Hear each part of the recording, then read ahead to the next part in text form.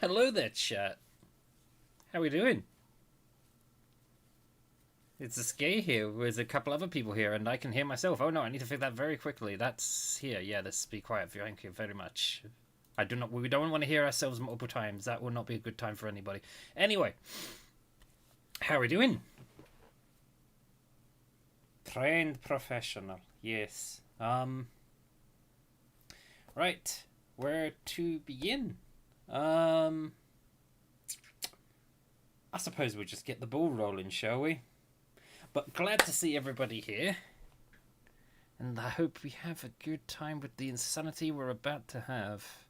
But I suppose, well, I think I'm just gonna go in ahead and say something that's happened, and then we can go from there. So, yeah. Wait, is that working how it's supposed to? It doesn't seem to be working how it's supposed to. Let me try that again.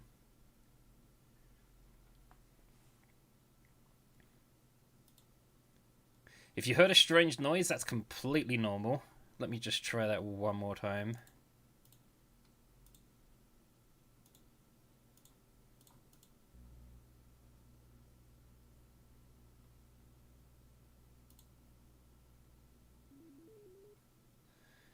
So, straight away, sorry chat, sort of a spoiler there, I suppose. So I did a test run to make sure this was running correctly, and when I closed the game, I stumbled across this thing. So now, anytime I boot up the game, this happens. This was purely by accident, by the way. Literally, all I did was I was checking the game was running properly, tried to close it, and now it's booting up like I'm booting a computer. Yeah. But anyway, let's get some housekeeping out of the way. Hi, how you doing? If you're new, I am... Well, I go by many names, but today I suppose we'll just go with the name of Skay, because that's nice and easy to remember. I've played Doki... Well, this is the other very important thing everyone needs to know on this stream, and it will be repeated in the chat as needed. I have played Doki Doki before, and I know almost all of the lore and the Easter eggs.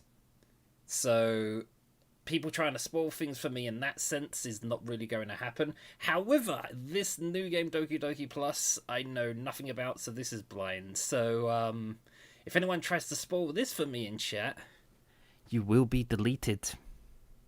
Let's just say. Yes, I think that's all the housekeeping done. So let's get started, shall we?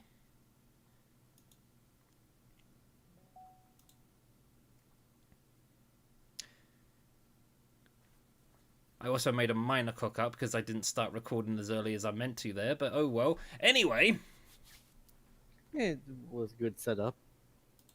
What we have here, ladies and gentlemen,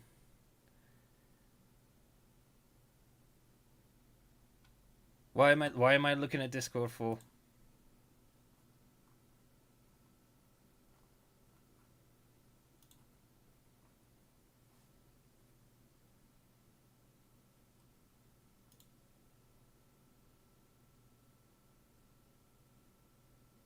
No, yeah. I literally just said that. We just had the whole housekeeping thing already, Rose, but thank you for reminding anyway. But yes, so we've done something that makes the game boot up like it's a computer now instead of like a game, which is kind of strange. And so it's like computerception. We're in like a computer inside of a computer inside a computer. We've got all these extra things here. We've got the music player, which I'm assuming is going to fill up later. We've got settings, which that's pretty obvious stuff. We've got the side stories, which I was hoping I was going to be able to do first, but apparently that's not going to happen now. So we're going to have to play through the game first to find things. There's the game there. We don't want to run that just yet because, of course, the old game file's here. We've already found a few things, though these folders don't seem to do anything, which I find interesting. Like, there's lots of numbered folders, but they don't have anything inside them. Meeting notes? What?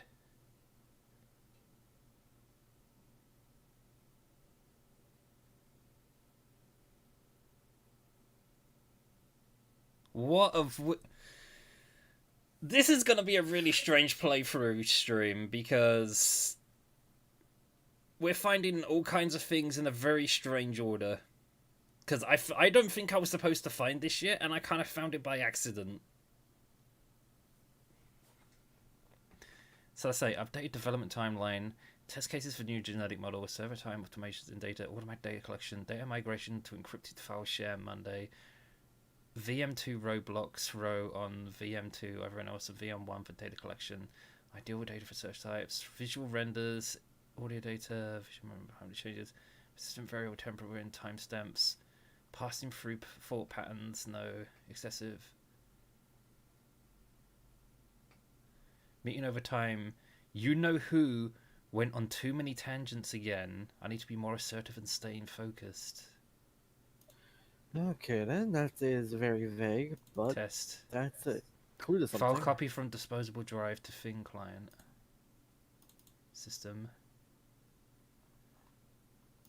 Oh, we can't look at any of these. What the...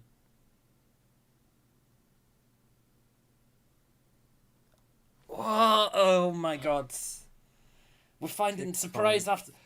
We haven't even got into the game yet, and we're finding Easter egg after Easter egg after Easter egg, and with no context at the moment. What the hell?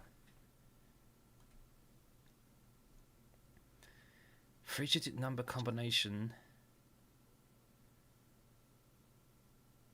Tower keys.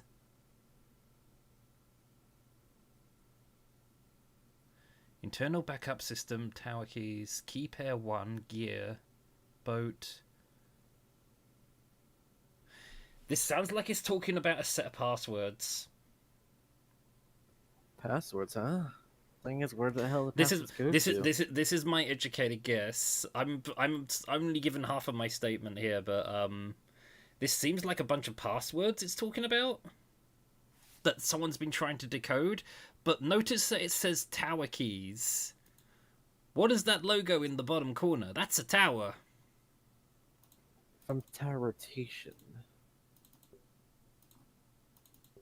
Wait, so does the tower rotate, or?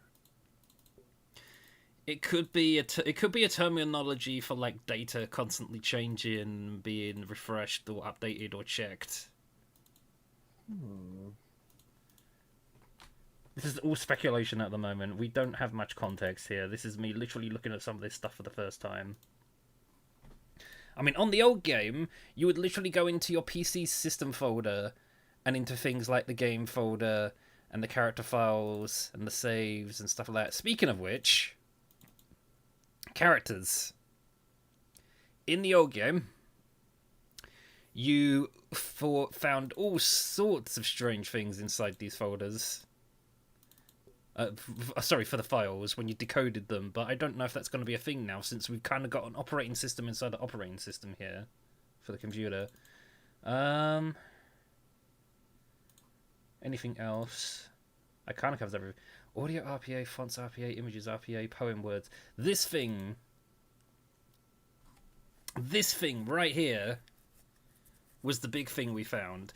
This looks like a cheat sheet for the poems,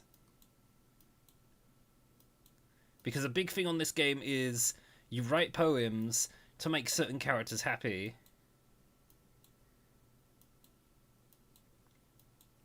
and the obvious thing here is like, okay, here's the list to make Sayori happy, here's the list to make Yuri here's the list to make Natsuki happy, here's the list to make Yuri happy, but there isn't anything here for Monica.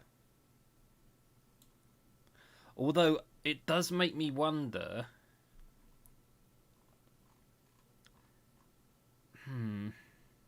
These are different word lists, aren't they? It does make me wonder, is there any words on that list that, like, I mean, I need to explain the point value, sorry, as well. I mean, is the mouse on the screen? It's not on the screen, is it? Ah, son of a bitch. Hold on.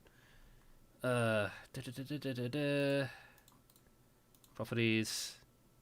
Yeah, that probably did not look good without the mouse. Anyway, are we there? Okay, now we got the mouse. Good, good, good. Alright, so, as you can see on... This is me explaining extremely basic code here, right? So, there's 3 numbers here. And it goes... So... Sayori score, Natsuki score, Yuri score. So it's like Sayori's winning words. There's a bunch of threes there, so it's like if you want to make Sayori happy, you want to use those words in her poem because it's got all the threes on the first one there. With Natsuki, she's like the threes in the middle here. With Yuri, she's the threes at the end of the number there. I don't know if this is true. This is just me theory crafting in my head right now. There might be words on that list which doesn't make any of those 3 girls happy, which might be the words you have to use to make Monica happy, but that's pure speculation. That's pure me making... That's me purely having an idea and not knowing if there's any truth to it or not. What about the one you found earlier about the clock timer at the bottom for It's a word in a poem. For some reason, one of the poem words is a time. It's in Yuri's list, but it has a 0 for her. Does have some strange significance to it. It is very strange. It is very strange to have a time in there, out of nowhere. Natsuki gets the 3 rather than Yuri that time, even though it's in Yuri's list. It could mean all sorts of things, but the time definitely has some kind of strange significance, lore-wise, which I'm sure somebody who likes to make lots of videos about theories will probably figure out. But anyway, I need to make a note of this cheat sheet because we're going to need this. I don't suppose anyone's saved it anywhere, have they? Let me get to... This is, like I said, chat, this is going to be a very strange stream because we're going to be doing all kinds of little bits of research as we go along, I think, for this, because this isn't our first rodeo. We've done Doki before.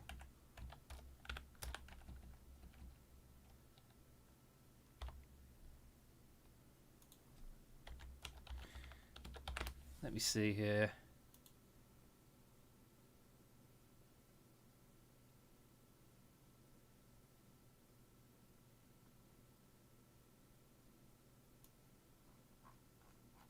Yeah, I'm just going to grab all that.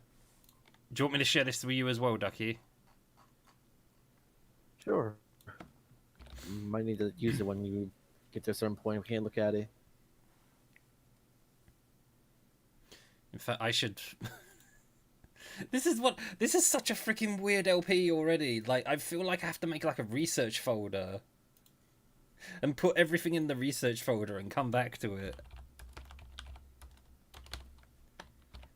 I pity you console players, that's all I can say. You won't have this ability to do this, what I'm doing. But, right, okay, so that's all saved. And I will send that file, I suppose, to the Discord? Where are you?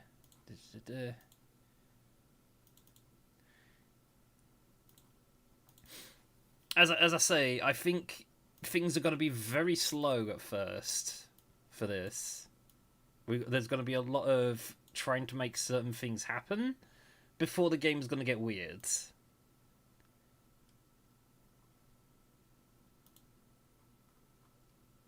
I did send that as a .text. I did send that as a .text file, but for some reason it's opened it like that. I don't know why. Yeah. You can download it though. I mean, anyway. Alright, so no more dilly-dallying around, I suppose. Let us begin the happy, fun, crazy time. Oh, you were talking about the text file being like that? Hmm? You were talking about the text file looking like that? Yeah. That's just how Discord displays text files now. If they're under a certain kilobyte limit, it'll just display like that. Yeah. Guess it makes it easier to read for people with disabilities? I don't know. I never even knew that was a thing until just now. But anyway, It's right. Was there another thing you was going to say, sorry?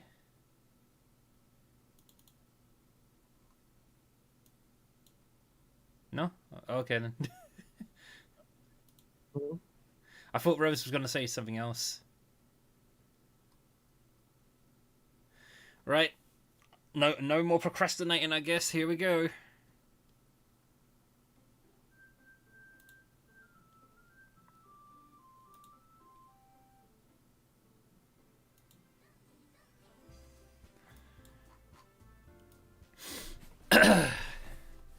I try to get out, but they pull me back in. Please enter your name. There's never really a good escape from this.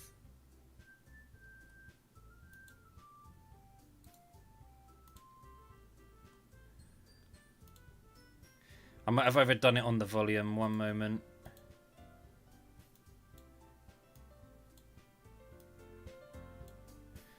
That better? We Gucci?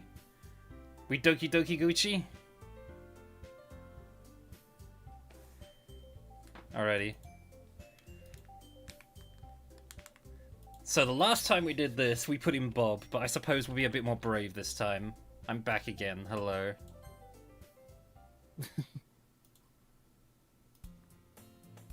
Hey! This sort of dialogue's probably going to be the same as before. I see an annoying girl running towards me from a distance, waving her arms in the air like she's totally oblivious to any attention she might draw to herself. That girl was Sayori, my neighbor and good friend since we were children. You know, the kind of friend you'd never see yourself making today, but it just kind of works out because you know each other for so long. We used to walk to school together on days like this, but starting around high school, she would oversleep more and more frequently, and I would get tired of waiting up. But if she's going to chase me like this, I almost feel bad for... God damn it, I'm already screwing up typing. But if she's going to... speaking, even. But if she's going to chase me after me like this, I almost feel better off running away. However, I just sigh and idle in front of a crosswalk and let Sayori catch up to me. Ha ha! I overslept again! But I caught you this time. Maybe, but only because I decided to stop and wait for you. You say that like you were thinking about ignoring me. That's mean, Skay. What if people stare at you for acting weird, then I don't want them to think we're a couple or something. Fine. But you did wait for me after all.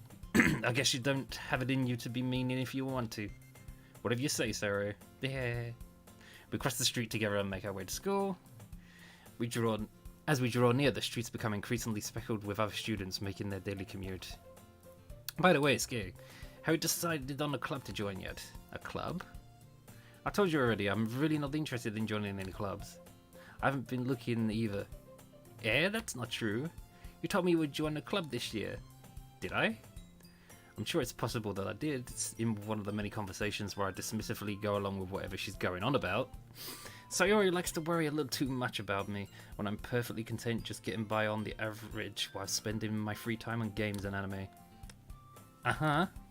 I was talking about how I'm worried that you won't learn how to socialize or have any skills before college. Your happiness is really important to me, you know? And I know you're happy now, but I die at the thought of you becoming a NEET in a few years because you're not used to the real world. You trust me, right? Don't make me keep worrying about you. Alright. I'll look at a few clubs if that makes you happy. Moon's Cub Sway, thank you for the follow. Also, we stand by Natsuki. We're gonna try and make everybody happy, chat. Oh shit, the emotes. The alerts. I thought I turned these off.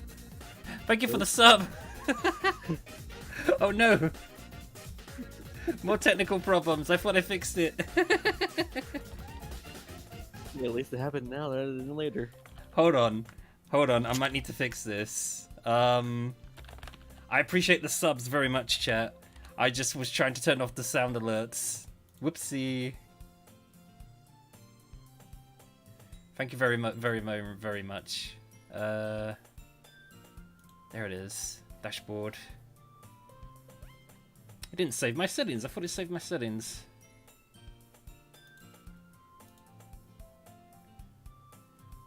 Either that or I was dumb like Sayori and I turned the alerts off and then I turned them back on again, because that is probably something I would do. Maybe. What's up? No, I'm saying Oh, excuse maybe me. you did that. It's this one. I think it's this one. Right, let's do a check on this real quick.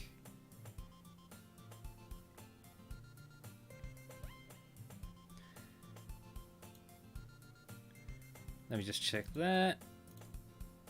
Okay, right, it's working as intended now, I think. Yeah, it's still there, it's just not gonna deafen me anymore.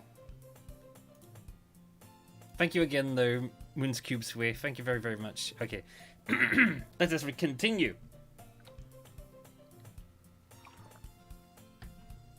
I'll look at a few clubs if it makes you happy. No promises, though. Will you at least promise you'll try a little? Yeah, I guess I'll promise you that. Yay! Why do I let myself get lectured by such a carefree girl? More than that, I'm surprised I even let myself relent to her. I guess seeing her worry so much about me makes me want to ease her mind at least a little bit, even if she does exaggerate everything inside of her head. The school day is as ordinary as ever, and it's over before I know it. After I pack up my things, I stare blankly at the wall, looking for an ounce of motivation. Clubs. Sayori wants me to check out some clubs. I guess I have no choice but to start with the anime club. Hello? Sayori? Sayori must have come into the classroom while I was spacing out. I look around and realize that I'm the only one left in the classroom. I thought I'd catch you coming out of the classroom, but I saw you just sitting here and spacing out, so I came in. Honestly, you're even worse than me sometimes. I'm impressed. You don't need to wait up for me if it's going to make you late to your own club. Well, I thought you might need some encouragement, so I thought, know what? Well, that you could come to my club. Sayori. Yeah? There's no way I'm going to your club! Meanie. Sayori is vice president of the literature club. Not that I was ever aware that she had any interest in literature. In fact, I'm 99% sure she only did it because she thought it would be fun to help her start a new club. Since she was the first one to show interest after the one who proposed the club, she inherited the title vice president. That said, my interest in literature is guaranteed to be even less. Yeah, I'm going to the anime club. Come on, please. Why do you care so much anyway? Well, I kinda told the club yesterday that I'll bring in a new member. And that Suki made cupcakes and everything. Don't make promises you can't keep! I can't tell if Sayori is really that much of an airhead or she's just so cunning as to have planned all this out. I let out a long sigh. Fine, I'll stop for a cupcake, okay? Yes, let's go!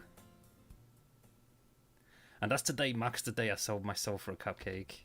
I dejectedly follow Sayori across the school and upstairs, a section of the school I rarely visit. Sayori, full of energy, swings open the classroom door. Everyone, the new member is here! I told you, don't call me new member! I glance around the room. Welcome to the literature club, it was a pleasure meeting you. Sayori says nice things about you. Seriously, you brought a boy? Way to kill the atmosphere. Skay, what a nice surprise! Welcome to the club. ... All words escape me in this situation. This club is full of incredibly cute girls. We know better, chat. What are you looking at? If you want to say something, say it. Sorry. Natsuki. The girl with the sour attitude, whose name is apparently Natsuki, is the one I don't recognize. Her small figure makes her look like a first-year student.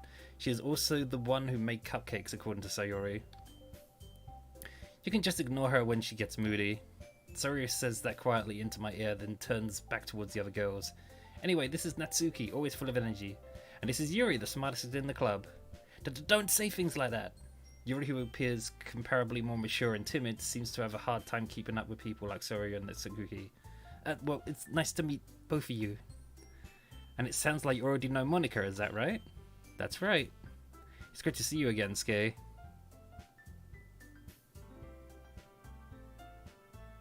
I'm onto you. I'm onto you, Monica!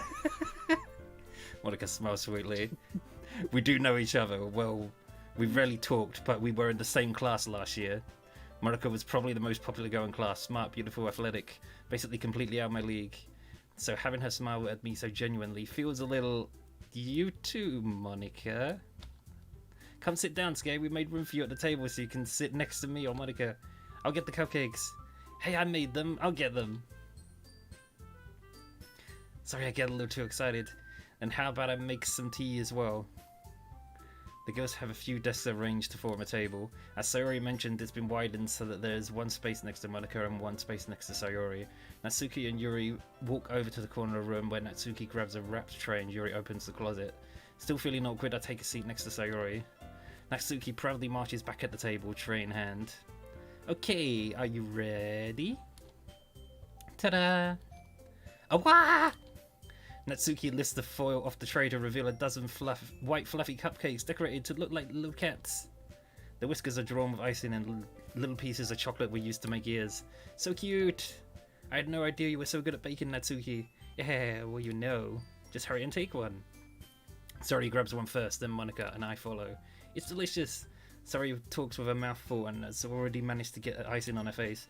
I turn the cupcake around in my fingers, looking for the best angle to take a bite. Natsuki is quiet. I can't help but notice her sneaking glances in my direction. Is she waiting for me to take a bite? I finally bite down. The icing is sweet and full of flavour. I wonder if she made it herself. This is really good. Thank you, Natsuki. Why are you thanking me? It's not like I... Haven't I heard this somewhere before? Made them for you or anything? Yeah, I thought you technically did, Sayori said. Well, maybe. Well, not for you, you know, dummy. Alright. I give up on Natsuki's weird logic and dismiss the conversation. Yuri returns to the table carrying a tea set. She carefully places a teacup in front of each of us before setting down the teapot next to the cupcake tray. I might need more drink. I forgot how much reading I have to do. Woo! Oh, we're only about like 2% in. You keep a whole tea set in this classroom? Don't worry, the teachers gave us permission. After all, doesn't a hot cup of tea help you enjoy a good book? I guess. Yeah, don't let yourself get intimidated. Yuri's just trying to impress you. Yeah, that's not... Insulted, Yuri looks away. I meant that, you know... I believe you. Well, tea and reading might not be a pastime for me, but I at least enjoy tea. I'm glad. Yuri faintly smiles to herself in relief. Monica raises an eyebrow, then smiles at me. So what made you consider the literature club? I was afraid of this question. Something tells me I shouldn't tell Monica that I was practically dragged here by Sayori. Well, I haven't joined any clubs yet, and Sayori seems really happy here, so... That's okay, don't be embarrassed. We'll make sure you feel right at home, okay? As president of the literature club, it's my duty to make the club fun and exciting for everyone. Also as the tutorial character, but anyway. Monica, I'm surprised. How come you decided to start your own club? You could probably be a board member for any of the major clubs. Weren't you leader of the debate club last year? Well, you know, to be honest, I can't stand all the politics around the major clubs. Now there's a P word I don't like either. I can agree there. It feels like nothing but arguing about the budget and publicity and how to prepare for events. I'd much rather take something I personally enjoy and make something special out of it. And if it encourages others to get into literature, then I'm fulfilling that dream. Monica really is a great leader. Yuri also nods in agreement. Then I'm surprised there aren't more people in the club yet. It must be hard to start a new club. You could put it that way. Not many people are very interested in putting out all the effort to start something brand new, especially when it's something that doesn't grab your attention, like literature. Like literature. You have to work hard to convince people that you're both fun and worthwhile, but it makes school events like the festival that much more important. I'm confident that you can all really grow this club before we graduate. Right, everyone? Yeah! We'll do our best. You know it. Everyone enthusiastically agrees. Such different girls were interested in the same goal. Monica must have worked really hard to find these three. Maybe that's why they were also delighted by the idea of a new member joining. Though I still don't really know if I can keep up with their level of enthusiasm about literature. So Skay, what kind of things do you like to read? Well, considering how little I've read these past few years, I don't really have a good way of answering that. Manga? I mutter quietly to myself, half jokingly. Natsuki's head suddenly perks up. A fellow weeb! She senses. It looks like she wants to say something, but she keeps quiet. Not much of a reader, I guess. Well, that can change. What am I saying? I spoke without thinking after seeing Yuri's sad smile. Anyway, what about you, Yuri? Well, let's see. Yuri traces the rim of a teacup with her finger. My favourites are usually novels that build deep and complex fantasy worlds. The level of creativity and craftsmanship behind them is amazing to me, and telling a good story in such a foreign world is equally impressive. Yuri goes on, clearly passionate about her reading. She seems so reserved and timid since the moment I walked in, but it's obvious by the way her eyes light up that she finds her comfort in the world of books, not people. Because people suck, I can agree with that. Except chat. Chat is amazing. But you know, I like a lot of things. Stories with deep psychological elements usually immerse me as well. Isn't it amazing how a writer can so deliberately take advantage of your own lack of imagination to completely throw you through a loop? No comment. Anyway, I've been reading a lot of horror lately. I read a horror books once. I desperately grasp something I can relate to at a minimal level. At this rate, Yuri might as well be having a conversation with a rock. Really? I wouldn't have expected that, Yuri. For someone as gentle as you. I guess you could say that. But if a story makes me think or takes me to another world, then I really can't put it down. Surreal horror is often very successful at changing the way you look at the world, if only for a brief moment. Ugh, I hate horror. I can agree again with Natsuki. Oh, why is that? Well, Natsuki's eyes dart over to me for a split second. Never mind. That's right, you usually like to write about cute things, don't you, Natsuki? What? What gives you that idea? You left a piece of scrap paper behind the last club meeting. It looks like you were working on a poem called Don't Say It Out Loud! And give that back! Fine, fine. Yeah, your cupcakes, your poems. Everything you do is just as cute as you are. Sayori... What? Sorry, is that a typo?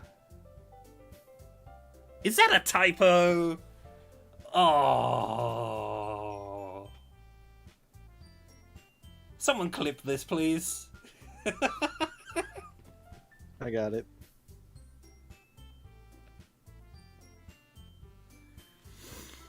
Oh dear, oh dear, oh dear.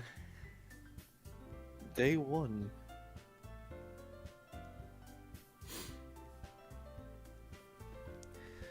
Sayori slides up behind Natsuki and puts her hands on her shoulders. I'm not cute! Natsuki, you write your own poems. Well, I guess sometimes. Why do you care? I think that's impressive. Why don't you share them sometime? But no! Natsuki averts her eyes. You wouldn't like them. Not a very confident writer yet. I understand how Natsuki feels. Showing that level of writing takes more than just confidence. The truest form of writing is writing to oneself. You must be willing to open up to your readers, exposing your vulnerabilities and showing even the deepest reaches of your heart. Do you have writing experience too, Yuri? Maybe if you share some of your work, you can set an example and help Natsuki feel comfortable enough to share hers. I guess it's the same for Yuri. Aw, I wanted to read everyone's poems. We all sit in silence for a moment. Okay, I have an idea, everyone. Natsuki and Yuri look quizzically at Monika. Let's all go home and write a poem of our own. The next time we meet, we'll all share them with each other. That way, everyone is even. Yeah, let's do it. Plus, now we have a new member. I think it will help us all get a little more comfortable with each other and strengthen the bond of the club. Isn't that right, Skay? Monika smiles warmly at me once again. Hold on, there's still one problem. What's that? Now we're back to the original topic of me joining the club. I bluntly come forth with what's been on my mind the entire time. I never said I would join this club. Sorry may have convinced me to stop by, but I never made any decision. I still have other clubs to look at, and I lose my train of thought. All four girls stare back at me with their dejected eyes, staring into my soul, slowly peeling it away, inch by inch. Anyway, but I could do this. I'm sorry. I thought. Skay, you all. I'm defenseless against these girls. How am I supposed to make a clear-headed decision when it's like this? That is, if writing poems is the price I need to pay in order to spend every day with these beautiful girls. Right. Okay, I've decided then. I'll join the literature club. One by one, the girl's eyes light up. Yes, I'm so happy. Saria wraps her arms around me, jumping up and down. Hey! You really did scare me for a moment. If you really just came here for the cupcakes, I would have been super pissed. Then that makes it official. Welcome to the literature club. Thanks, I guess. Okay, everyone. I think with that we can officially end today's meeting on a good note. Everyone remember tonight's assignment. Write a poem to bring to the next meeting so we can all share. Monica looks over at me once more. Skay, I look forward to seeing how you express yourself. Yeah. Can I really impress the class star Monica with my mediocre writing skills? I already feel anxiety welling up inside me. Meanwhile, the girls continue to chit-chat as Yuri and Natsuki clean up the food. Hey Skay, since we're already here, do you want to walk home together? That's right, so Yuri and I have never walked home together anymore because she always stays after school for clubs. Sure, might as well. Yay! With that, the two of us depart the club room and make our way home. The whole way, my mind wanders back and forth between the four girls. Sayori, Natsuki, Yuri, and of course Monica. Will I really be happy spending every day after school in the literature club? Perhaps I have the chance to grow closer to one of these girls. And now is when we're going to do our first save. Because I have a plan, chat, and this plan will make sense later.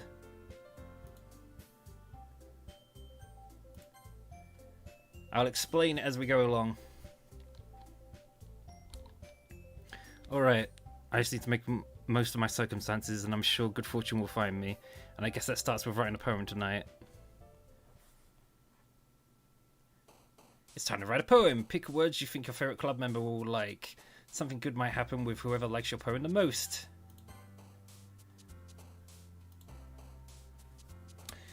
And now for the cheat sheet. Disclaimer beforehand.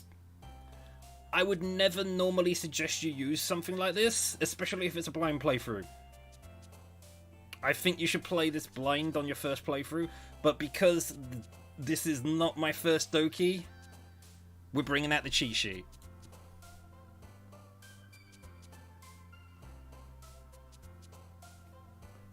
So this might take a little bit longer than usual, bear with me.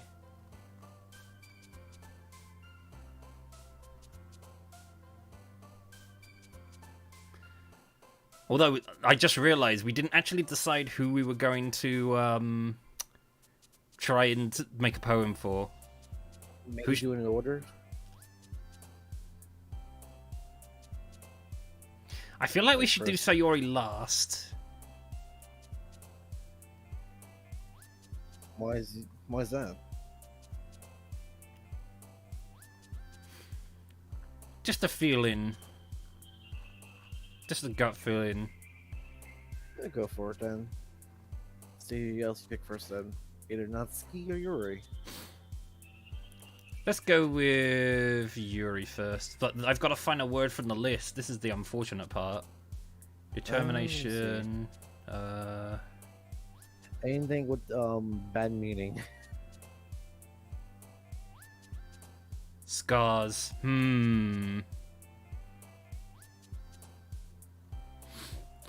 Oh, excuse me.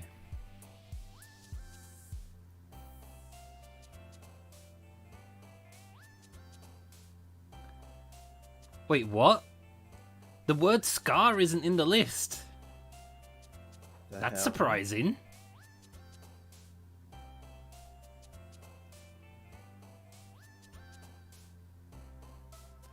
Maybe this cheat sheet isn't up to date? I don't know.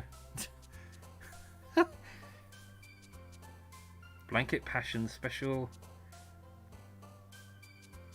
I mean, I would have thought it would be Scars. Yeah. Because I'm going to have to do the old search button here. Okay, so do you want to try just in case, or because You can't just reload the save then? If it's wrong. What the hell? Hmm? Oh wait, here we go. Right. I see what happened. Hang on. Sorry, chat. I did say this is gonna be a very strange playthrough for a while. Blanket.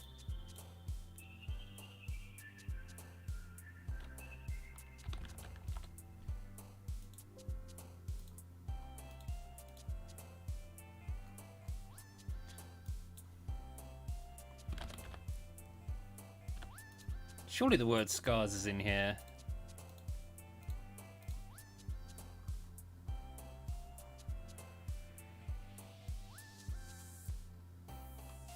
That's a Sayori word. What? Scars is a Sayori word. Interesting. Hmm. Well, empty. Though that could be, I suppose, a metaphor for her past and personal shit she doesn't really talk about. It's good. As I say, chat, this will take a little longer than normal. Apologies. Please bear with us. Sensation? No. Yeah.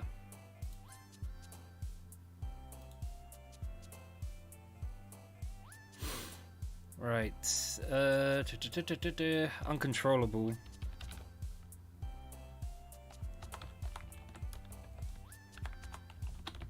Because a little bit of as far as I understand the characters, Yuri's the most likely to use big fancy words. Did I say least likely or most likely? I meant to say most likely, my bad.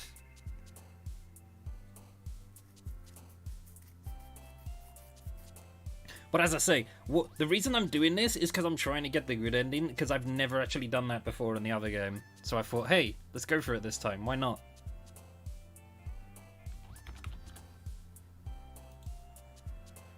It does mean it's going to take longer to get to that thing that happens, but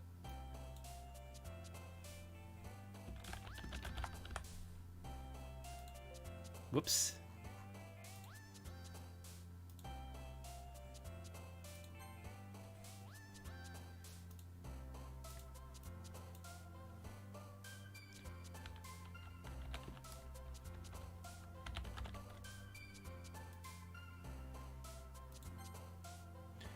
Do I have to get Does anyone in chat know if I have to get a perfect poem every time, or if I can just do it once? I would assume that you have to get like the most points with one of the characters. That part I do know, but I don't know if every poem has to be perfect or not. I would assume no. I doubt it. It's literally got to be like who has the most by the end of it. It'll be that person that gets the best votes on there. Why, yes, Yuri, I am too an intellectual. Oh no. Let me guess. Extraordinary? Extraordinary.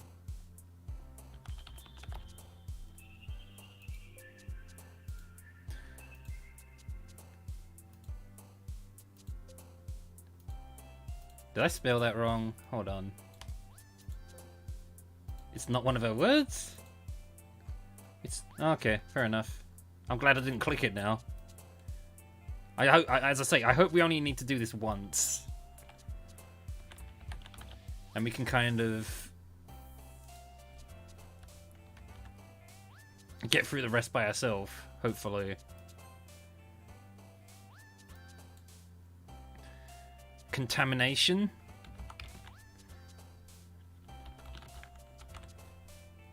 Got a feeling that's going to be a Yuri word. Yep.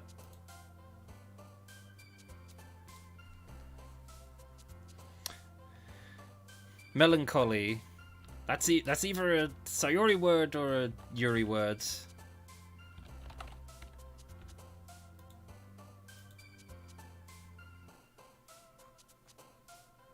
Yep.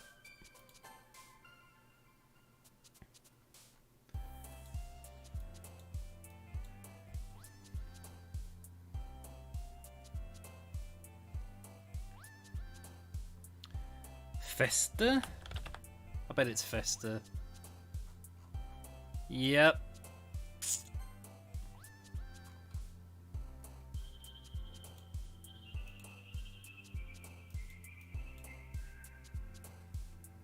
Oh, philosophy. That's definitely a Yuri word, without a shadow of a doubt. What? Well, you sure showed me.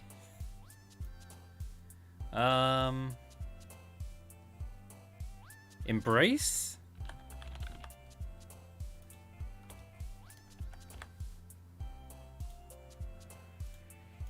What?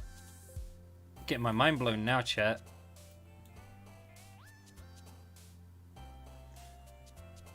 Vibrant.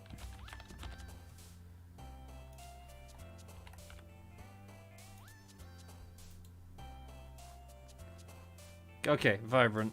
Yoink.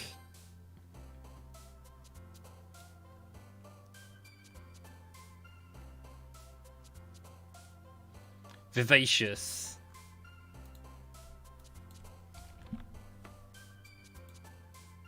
Yep. Vivacious. But yeah, there's literally a cheat sheet in the game, chat, to help you get through it. Which is very nice of them, I have to say. Makes life a lot easier. Not as easy as finding it on the internet, but still. Incongruent. 6 more to go. Determination? Determination. Filled with determination, boys. Unstable. I have a feeling. Yep.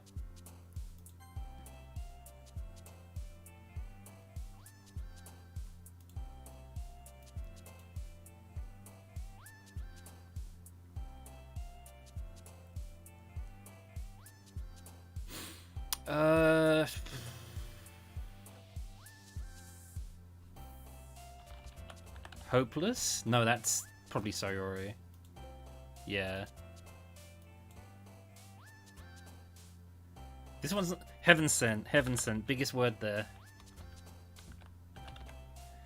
Our survey set. Son of a... Oh, it's because I typed it wrong. I'm dumb. I spelled it scent as in smell rather than sent as in send someone somewhere. I mean, you're close. Just hit too many letters. Whirlwind. Yep, whirlwind.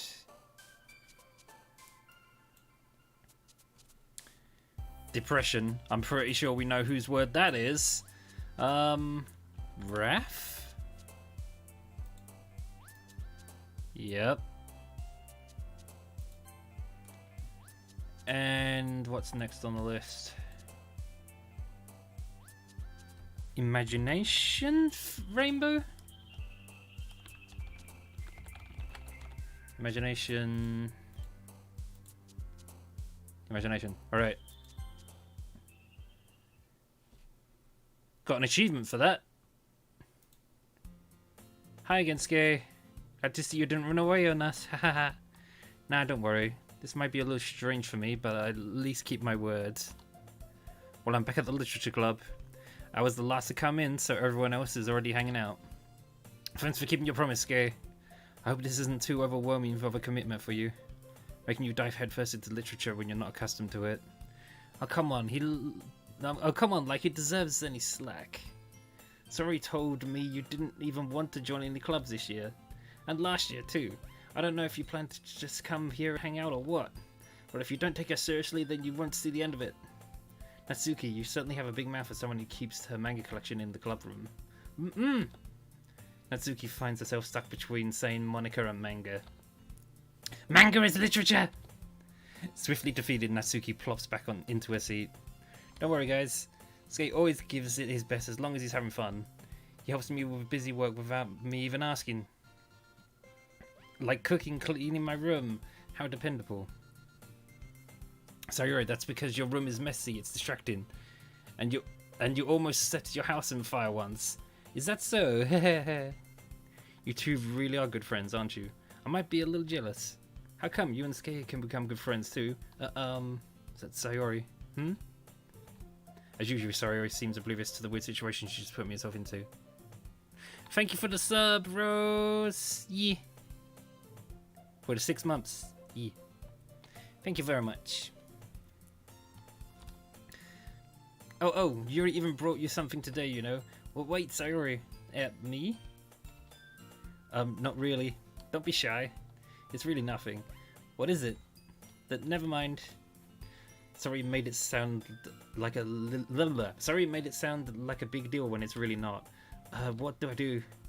I'm sorry, Yuri. I wasn't thinking. I guess that means it's up to me to rescue this situation.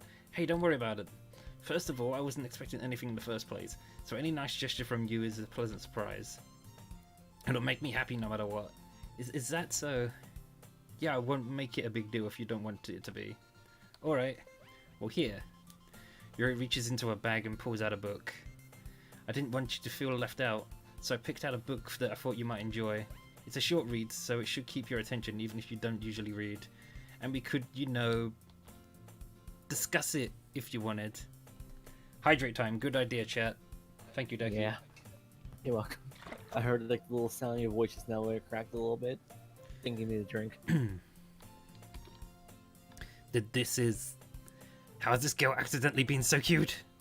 She even picked out a book she thinks I like, despite me not reading much. Yuri, thank you. I'll definitely read this. I enthusiastically take the book. Phew. Well, you can read it at your own pace. I look forward to hearing what you think. Now that everyone's settled in, I expected Monica to kick off some scheduled activities for the club, but that doesn't seem to be the case. Saria and Monica are having a cheery conversation in the corner. Yuri's face is already buried in a book. I can't help but notice her intense expression, like she was always waiting for this chance.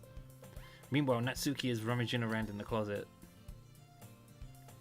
I'm really curious to talk to Yuri a little bit more. This is where it branches off depending on which poem you crafted for which character. Different things happen, but anyway. But at the same time, I would feel bad for distracting her from reading. I catch a glimpse of the cover of her book. It looks like the same book she lent to me. More than that, she seems to be on the first few pages. Ah! Crap. I think she noticed me looking at her. She sneaks another glance at me and our eyes meet for a split second. But it only makes her hide her face deeper in her book. Sorry. I was just spacing out. I muttered this, sensing I made her uncomfortable. Oh, it's fine. If I was focused, then I probably wouldn't have noticed in the first place. But I'm just rereading a bit of this, so... That's the book you gave me, right? Mm-hmm.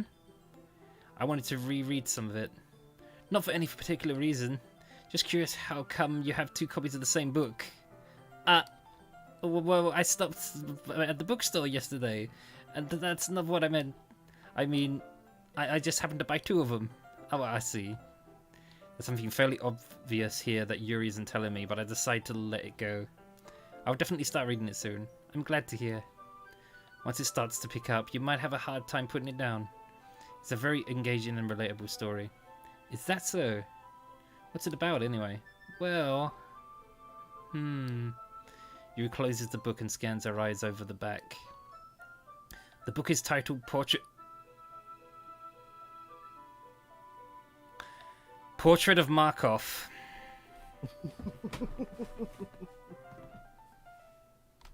There's an ominous looking eye symbol on the front cover.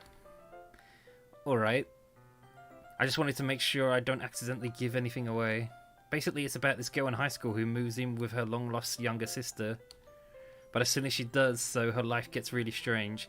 She gets targeted by these people who escape from a human experiment prison, and while her life is in danger, she needs to desperately choose who to trust. No matter what she does, she ends up destroying most of her relationships, and her life starts to fall apart. That's kind of... it's kind of dark, isn't it? Yuri made it sound like it was going to be a nice story, so that dark turn came out of nowhere. Yuri gently giggles all of a sudden. Are you not a fan of that sort of thing, Skay? No, it's not that. I mean, I can definitely enjoy those kind of stories, so don't worry. I hope so. Yeah, I totally forgot that Yuri is into those things. She's so shy and reclusive on the outside, but her mind seems to be completely different. It's just that those kinds of stories, they challenge you to look at life from a strange new perspective. When horrible things happen, not just because someone wants to be evil, but because they have their own goals or their own philosophy that they believe in. And suddenly when you thought you related to the protagonist, they're made out to be the naive one for letting their one-sided morals interfere with the villain's plans. This is interesting to me because I've technically only done like 2 playthroughs of the original game, so I'm now seeing a bunch of dialogue I've never seen before. I never realised that she's always had the horror book. I thought she only had the horror book when you, when things get weird, let's just say. I guess she always had it. From the beginning, it seems. I'm rambling, aren't I? Not again. I'm sorry. Hey, don't apologise. I haven't lost interest or anything. Well, I guess it's alright then. But I feel like I should let you know that I have this problem. When I let things like books and writing fill my thoughts, I kind of forget to pay attention to other people. So I'm sorry if I end up saying something strange. And please stop me if I started talking too much. I really don't think you need to worry. That just means you're passionate about reading. The least I can do is listen. It's a literature club after all. That's true. In fact, I might as well get started reading it again. You don't have to. What are you saying? Just a moment ago you said you were looking forward to it. Let me just get the book. I quickly retrieved the book that I had put into my bag. Alright, it's fine if I sit here, right? I slip into the seat next to Yuri's. Yeah. Are you sure? You seem a little apprehensive. I'm sorry. It's not that I don't want you to. It's just something I'm not very used to. That is reading in company with someone. I see. Well, just tell me if I end up distracting you or anything. Alright. I open the book and start the prologue. I soon understand what Yuri means about reading in company. It's as if I can feel her presence over my shoulder as I read. Chat calling me adorable, how dare you!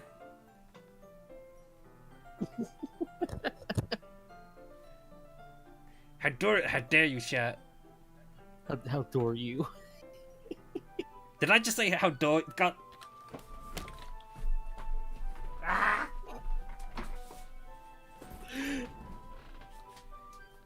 I'm gonna clip that one for later.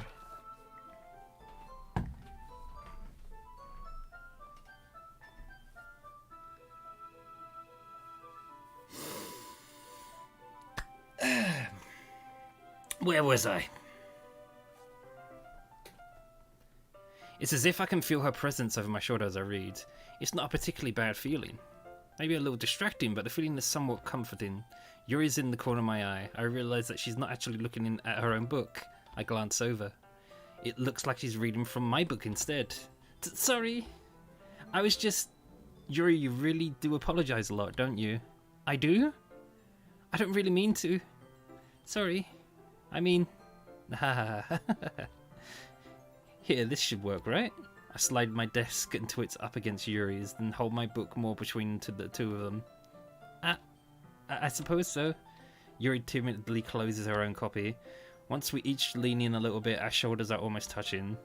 I feel like my left arm is in the way, so instead I use my right hand to hold the book open. I guess that makes it kind of difficult to turn the page. Here. Yuri takes her left arm and holds the left side of the book between her thumb and forefinger. I do the same with my right arm on the right side of the book.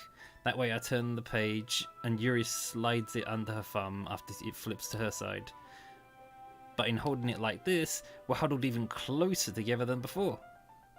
It's actually kind of distracting me.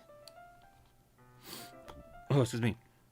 It's as if I can feel the warmth of Yuri's face and she's in the corner of my vision. Are you ready? Eh? To turn the page. Sorry. I think I got a bit distracted for a moment. I glance over at Yuri's face again, and our eyes meet. I don't know how I'll be able to keep up with her. I just noticed something about the way she's posed. What about it? She has one hand holding the book, and the other one's doing that anime thing almost of like, oh, my heart, like, crossed over herself. But whose hand is the other one? Never mind right now. But his eyes are totally just looking at her face. Yeah, totally. But anyway, I don't know how I'll be able to keep up with her. Don't forget to work. Anyway. What did you say, Doki? I'm saying it's your eyes looking anyway, not his. God damn it!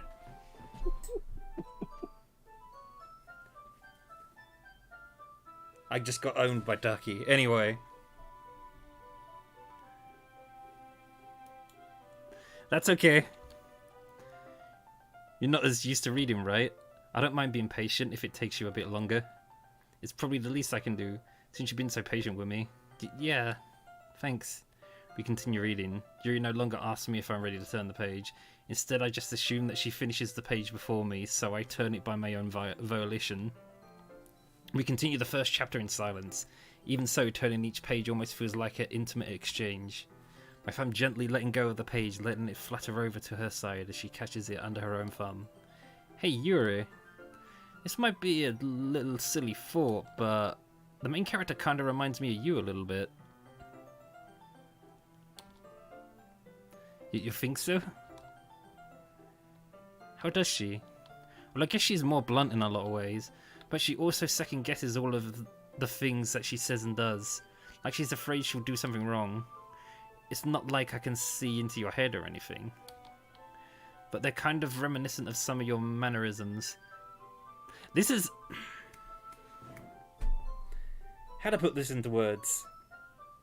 The first time I played this game, I was like just cringing the whole time at the dialogue and everything, because there's a lot of dating sim tropes where you put an excessive amount of effort into trying understanding the character inside and out to try and get like the best ending with them, and this game very much repeats that whole anime dating sim trope of like, I'm not just gonna like you, I'm gonna know everything about you, friend. That's not creepy. Nope. I'm gonna figure out all these things by myself. But anyway, just trying to interject a little bit there from the difference between me playing this now and playing it before. I swear half the time I was playing this the first time round, I was cringing a good portion of the time, whereas now I'm just like taking it as it comes. But anyway, I see. You remain silent for a moment. But Skay, that's probably a terrible thing to have in common with her. That's so embarrassing that you think that. But wait! I didn't mean it in a bad way or anything. Sorry, I really didn't know you were self-conscious about that sort of thing. I guess I more meant that it's kind of cute. Ah! What are you saying all of a sudden? Okay, everyone! I think it's about time we share today's poems with each other. We might not have enough time if we wait too long. Ah. Yuri exhales, spared from finishing her thought. Is that alright, Yuri? You look kinda down. I'm sorry if you haven't been looking forward to this. It's not... It's fine. Yuri releases her hand from the book, causing it to close on top of my thumb. Alright. I guess I'll do some more reading tonight. Or would you prefer I only read it with you? I guess I don't have too much of a preference either way. In that case, I'll read a little more tonight. It'll be more fun to read with you after it picks up a bit, you know? That's good reasoning. In that case, feel free to finish the first 2 chapters in your own time. Alright. I stand up. I make a mental note of where I left off in the book and then slip it back into the bag. By the way, did you remember to write the poem last night? Yeah. My relaxation ends. I can't believe I agreed to do something so embarrassing. I couldn't really find much inspiration since I've never really done this before. Well, now that everyone's ready, why don't you find something to share with? Ugh. Well, now that everyone's ready, why don't you find someone to share with? I can't wait! Sayori and Monica enthusiastically pull out their poems. Sayori's is on a wrinkled sheet of loose leaf torn from a spiral notebook. On the other hand, Monica wrote hers on a composition notebook. I can already see Monica's pristine handwriting from where I sit. Natsuki and Yuri reluctantly comply as well, reaching into their bags. I do the same myself. Whose poem should I read first? Now, again, taking a breather for a moment, because lots of reading. Phew. Hi, new people in chat. How we doing? New DDLC height, yeah. If you're new here, hi, how you doing? Second thing, this is not a blind playthrough for me, so I'm sorry for anyone who expecting panic or anything. That's not going to be a thing that happens, unfortunately. I'm more here to see what's new and also try and get the good ending because I never did it on the old game. But pretty much most of everything else I know, except this game. I know almost nothing about this game for the new people in chat, just so they know. But thank you for joining me today, and I will try to not get a hoarse voice from all this reading. Whew. Anyway, so according to this strategy that we're doing, I need to keep giving Yuri lots of attention. Anyway, so that means talking to her first.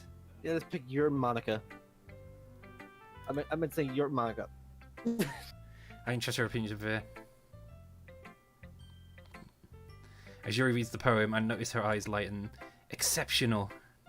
Eh? What was that? Did I say that out loud?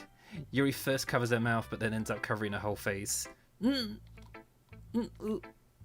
He's going to hate me. You really didn't do anything wrong, Yuri. Eh? That's... I guess you're right.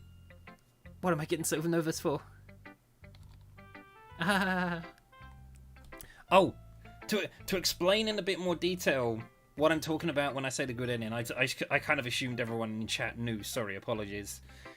There is a good ending that you can get in this game, but the only way to do it is through some clever use of save states and saving at certain points and going back. I've never done it before. I've only read about it, so I thought I've been pretty much saving it for the new game to do it now. So anywho, Yuri takes a breath. So, what kind of writing experience do you have? Your use of imagery and metaphors indicates you've written a lot of poetry before. Really? Wow, that's a huge compliment coming from you. This is actually my first time, really. Huh? Yuri stares at me blankly, then looks at my poem again. What, I know that. I just meant, Yuri trails off, unable to find an excuse. She traces her finger along the words in the poem, as if breaking it down more thoroughly. Yeah, okay. This is the reason I was able to tell. It's just that there are specific writing habits that are usually typical in new writers, and having been through that myself, I kind of learned to pick up on them. I think the most notable thing I recognized in new writers is that they try to make their style very deliberate. In other words, they tend to pick a writing style separate from the topic matter and they form-fit the two together. The end result is both the style and the expressiveness are weakened. Once Yuri finds her train of thought, it's as if her demeanor totally changes. Her stammering is completely gone and she sounds like an expert. Of course, that's not something you can be blamed for. There are so many different skills and techniques that go into writing, even a single poem. Not just finding them and building them, but getting them to work together is probably the most challenging part. It might take you some time, but it all comes with practice and learning by example and trying new things. I also hope that everyone else in the club gives you valuable feedback back. Natsuki can be a little bit biased, though. Biased? How? Well, never mind. I shouldn't be talking about people like that. Sorry. It's fine. I'm not sure if Yuri is apologizing to herself, to me, or to Natsuki, or all three. Do you mind if I read your poem now? Please do. I'd have to share my thought process behind it. Yuri smiles dreamily as if there's a rare opportunity for her, which itself is kind of funny. After all, isn't this supposed to be a literature club? Hey, that's a different poem! Oh wait, oh no, or maybe not. Looks... Oh no, wait, actually no, I do recognise this poem. I didn't recognise the title of it.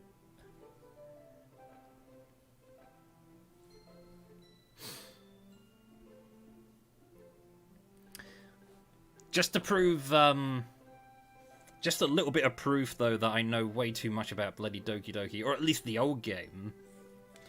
Yuri's whole thing is...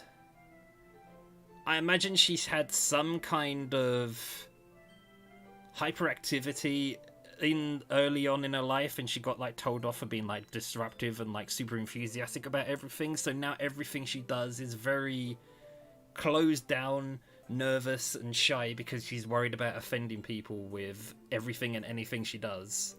And her style of writing is she likes writing and reading in general, but the way she writes is in such a complicated way that it's like trying to read her poems and understand them is almost like you're decoding a puzzle.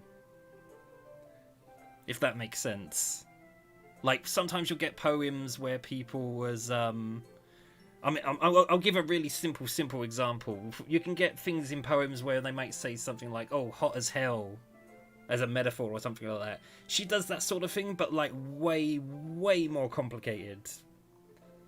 It's a combination of the way she likes to write, and it's almost like a test that she's playing of, like, it's almost like a test that she's playing of, like, she's well, she might be saying it secretly, but she's just kind of saying in the way she writes, I love writing and reading to death. Do you love writing and reading to death? Then please try and decode what I'm trying to say with my words.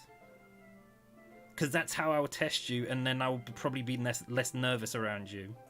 That's how I interpret Yuri. Whether or not chat will agree with me on that, I don't know, but...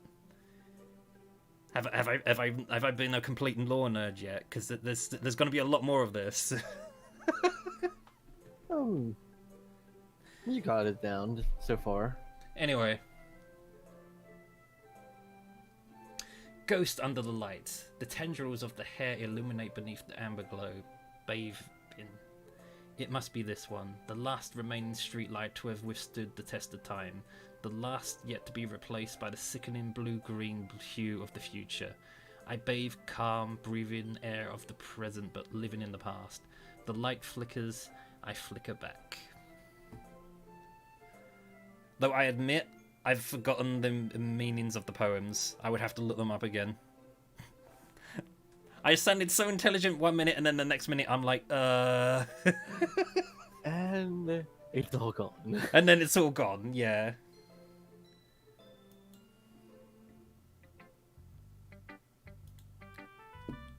I'm sorry I have such terrible handwriting. What? I wasn't thinking that at all. But it took you a long time to read. Well, I just don't read scripts very often. Also, Cord, thank you for the sub. Pasta is a dry soup. Kind of. Actually, I think your handwriting is pretty. Eh? That's a relief. Also, I like the poem. Even though it's short, it was really descriptive. It wasn't too short? I usually write longer poems. Not at all. I'm really glad you like it. I'll be honest, since it's our first time sharing, I wanted to write something a little more mild. Something easier to digest, I suppose. Are you into ghosts, Yuri? Actually, the story isn't about a ghost at all, Skay. Really? I must have totally missed the point. Well, I suppose you did only glance over it after all. But remember that poets often express their own thoughts, feelings and experiences in their work. They usually do more than tell a simple story or paint a picture. In this case, perhaps the subject of the poem is only being symbolically compared to a ghost. Lingering in her last remaining place of comfort, unable to let go of the past. And soon to be left with nothing. That's a lot more solemn putting it that way. I hadn't even thought of that. That's impressive. Eh? It's nothing, really. Yours was impressive too, so... Nah. If anything, I'll probably learn a thing or two from you. You think so? Yeah, of course. You know, I was really nervous about doing all this, but in the end I enjoyed it. I'm going to keep doing my best for you, Skay. Me too. We should have a read poem next. Ever heard of Monster Energy pickles? I've seen the picture of that. I was like, what the hell is that? I don't know if I want one or if I'm disturbed. And it turns out that was actually photoshopped. Unfortunately. Yeah, that's what I was gonna say. That's what I was gonna say. I was hype as hell and confused as to begin with too when I saw that. Wait, hyped? I was hyped because I was like, what? Anyway. Save, even though I think we're fine. Monica next, I suppose?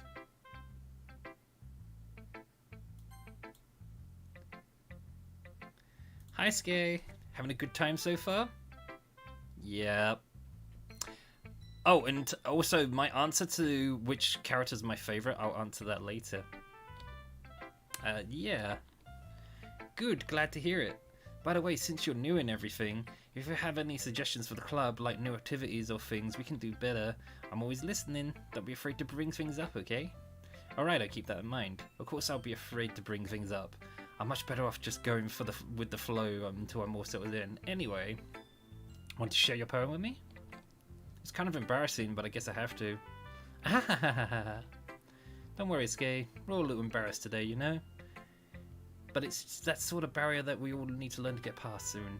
Yeah, that's true. I hand Monica the poem. Great job, Skay. I was going, oh, in my head while reading it. It's really metaphorical. I'm not sure why, but I didn't expect you to go for something so deep. I guess I underestimated you. It's easiest for me to keep everyone's expectations low. That way it always counts when I put in more effort. Hahaha, that's not very fair. Well, I guess it worked anyway. You know that Yuri likes this kind of writing, right? Writing that's full of imagery and symbolism, unlike Sayori, who likes using simple and direct words to describe happiness and sadness. Yuri likes it when readers are left to derive in their own meaning out of it. It's very challenging to write like that effectively, both allowing people to get something out of it just by feel, or letting them deeply analyze all the nuances. It can take years of practice, which I'm assuming Yuri has at this point. I never really asked though. I'm sure I'm nowhere near their level yet. Don't worry so much about that. You do your own thing. You just keep exploring and learn by trying new things. I'm sure I'll end up trying different things a lot. It could take a while before I feel comfortable doing this. That's okay. I'd love to see you try new things. That's the best way to find the kind of style that suits you. Everyone else might be a little bit biased towards their own kind of styles, but I'll always help you find what suits you the most. So don't force yourself to write the way that everyone else wants you to write. It's not like you have to worry about impressing them or anything. Anyway, do you want to read my poem now? Don't worry, I'm not very good. You sound pretty confident for someone who claims to be not very good. Well, that's because I have to sound confident. That doesn't mean I always feel that way though, you know. I see. Well, let's read it then.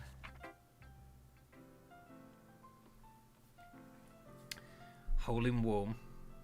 It couldn't have been me. See the direction that sparkle protrudes.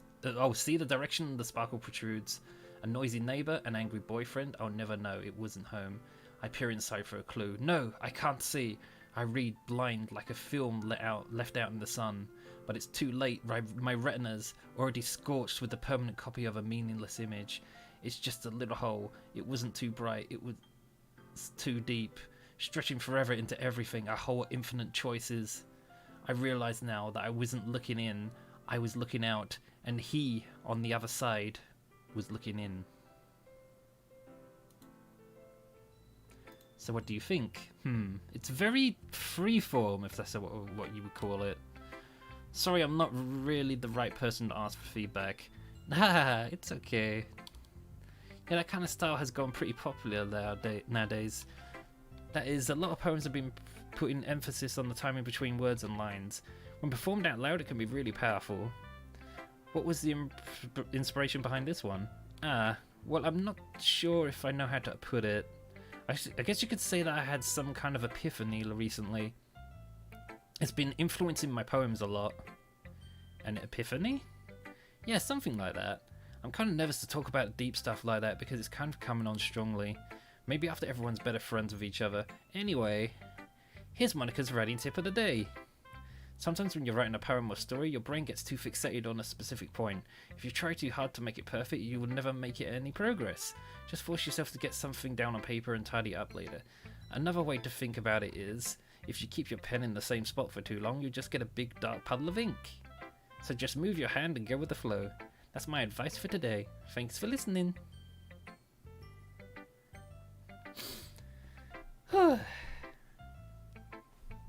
I suppose we'll be mean to Natsuki this time, and then we'll be nice to her next time. That could work, yeah. Wow. Skay, your poem is really bad. That was something I thought Natsuki was going to say, but okay. Why not both? Eh? It's fine, it's fine. It's your first time. Besides, I'm really happy that you wrote one. It just reminds me of how you're really part of the club now. Not to mention the fact that I'm standing in front of you in the club room. Well, of course. I'm not really into it, but it doesn't mean I'll break my promise. See?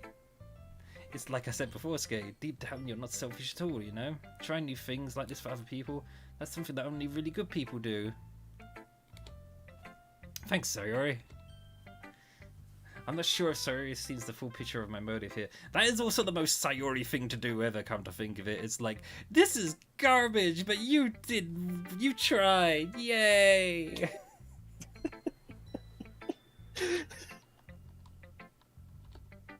Then again, I can't deny that she's part of the reason I joined. She is the person who would give you a gold star. Even if you turned up to like some show with like this crappy thing you made and you were like really mad or something the whole time, she'd just be like, "It's okay, friend, you showed up anyway. Gold star." Knowing how much this means to her and all. Yeah. And I'm gonna make sure you have lots of fun here, okay? That'll be my way of thanking you. Alright, I'm going to hold you to that then. Yay! Now you read my poem too, right? Don't worry, I'm really bad at this. Yeah, we'll see about that.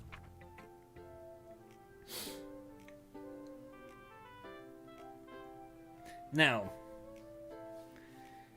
to sum up,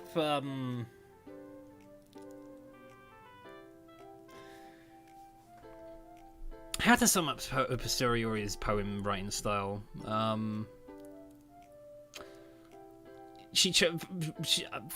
You know what? I suppose the phrase "you tried" pretty much sums up Sayori's writing style pretty well as well. Because it's like she tries to do more deep stuff with her poem writing, I think, but she doesn't have any of the experience that Yuri has. So it's more like, I suppose, basic level stuff. It's a start there. It's messy, it's maybe not the deepest thing in the world, but it's full of, yay, you tried. Dear sunshine, the way you glow through my blinds in the morning, it makes me feel like you missed me. Kissing my forehead to help me out of bed, making me rub the sleepy from my eyes. Are you asking me to come out and play? Are you trusting me to wish away a rainy day? I look above, the sky is blue. It's a secret, but I trust you too. If it wasn't for you, I could sleep forever, but I'm not mad. I want breakfast.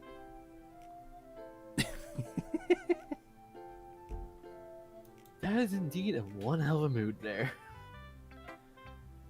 Sorry, this is just a guess, but did you wait until morning to write this?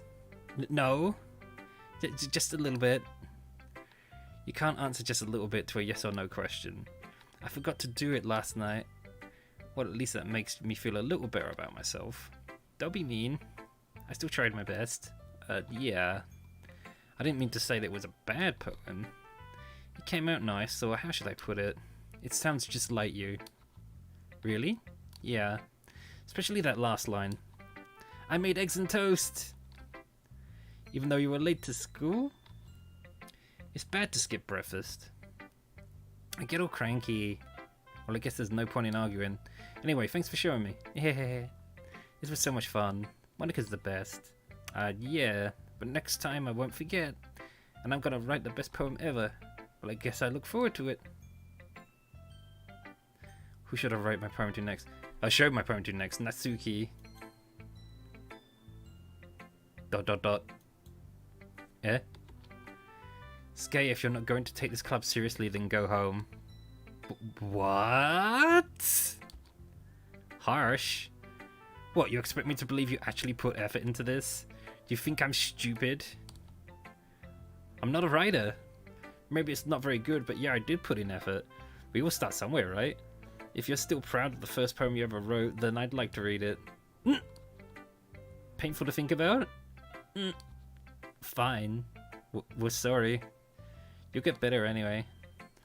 I tell you what to improve, but you're better off just trying again. Fair enough. Which we each their own, I guess. Anyway, I guess I gotta share mine now. Knowing you, you'll probably think it's stupid.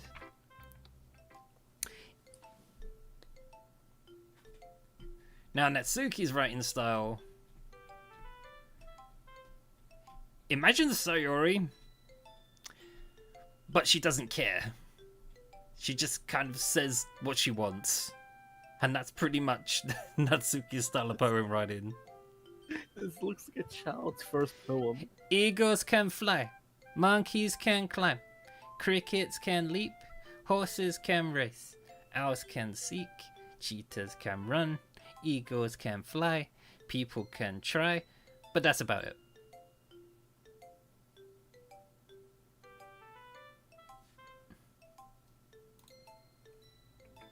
Yeah, I told you that you wouldn't gonna like it. I like it. What?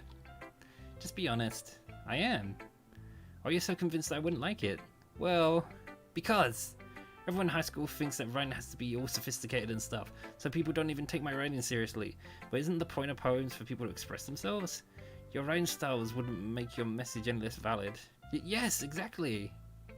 I like when it's easy to read, but it hits you hard. I like this. In this poem, seeing everyone around you do great things can be really disheartening. So I decided to write about it. Yeah, I understand. But the other nice thing about writing simple is that it puts more weight on the wordplay. Like I set up a rhyme at the end, but I then made it fall flat on purpose. It helps bring out the feeling in the last line. So you did. I guess more went into it than I realized. That's what it means to be a pro. I'm glad you learned something. Didn't expect that from the youngest one here, did you? Yeah, I guess not. I decided to humour her with the last comment. I don't really care how old everyone is, but if Natsuki's feeling proud, then I won't take that away from her. Whew. Guess that's everyone. I glanced around the room. That was a little more stressful than I anticipated. It's as if everyone is judging me from my mediocre writing abilities. Even if they're just being nice, there's no way my poems can stand up to theirs. This is a literature club, after all. I sigh. I guess that's what I ended up getting myself into. Across the room, Sayori and Monika are happily chatting. My eyes land on Yuri and Natsuki. They gingerly exchange sheets of paper, sharing their respective poems. As they read in tandem, I watch each of their expressions change. Natsuki's eyebrows furrow in frustration. Meanwhile, Yuri smiles sadly. What's with this language? Eh? Did you say something? Oh, it's nothing. Natsuki dismissively returns the poem to the desk with one hand. I guess you could say it's fancy. Thanks. Yours is cute. Cute? Did you completely miss the symbolism or something? It's clearly about the feeling of giving up. How can that be cute? I know that. I just meant the language, I guess. I was trying to say something nice. Eh? You mean you had to try that hard to come up with something nice to say? Thanks, but it really didn't come out nice at all. Well, I do have a couple suggestions. If I was looking for suggestions, I would have asked someone who actually liked it. Which people did, by the way. Sayori liked it, and Skay did too. So based on that, I'll gladly give you some suggestions on my own. First of all, excuse me. I appreciate the offer, but I've been spent a long time establishing my writing style. I don't expect it to change anytime soon, unless of course I come across something particularly inspiring. Which I haven't yet. And Skay liked my poem too, you know. He even told me he was impressed by it. Natsuki suddenly stands up. Oh? I didn't realize you were so invested in trying to impress our new member, Yuri. That's not what I... You're just... Yuri stands up as well. Maybe you're just jealous that SKay appreciates my advice more than he appreciates yours. Huh? And how do you know he didn't appreciate my advice more? Are you that full of yourself? No. If I was full of myself, I would deliberately go out of my way to make everything I do overly cutesy. Is everyone okay? Well, you know what?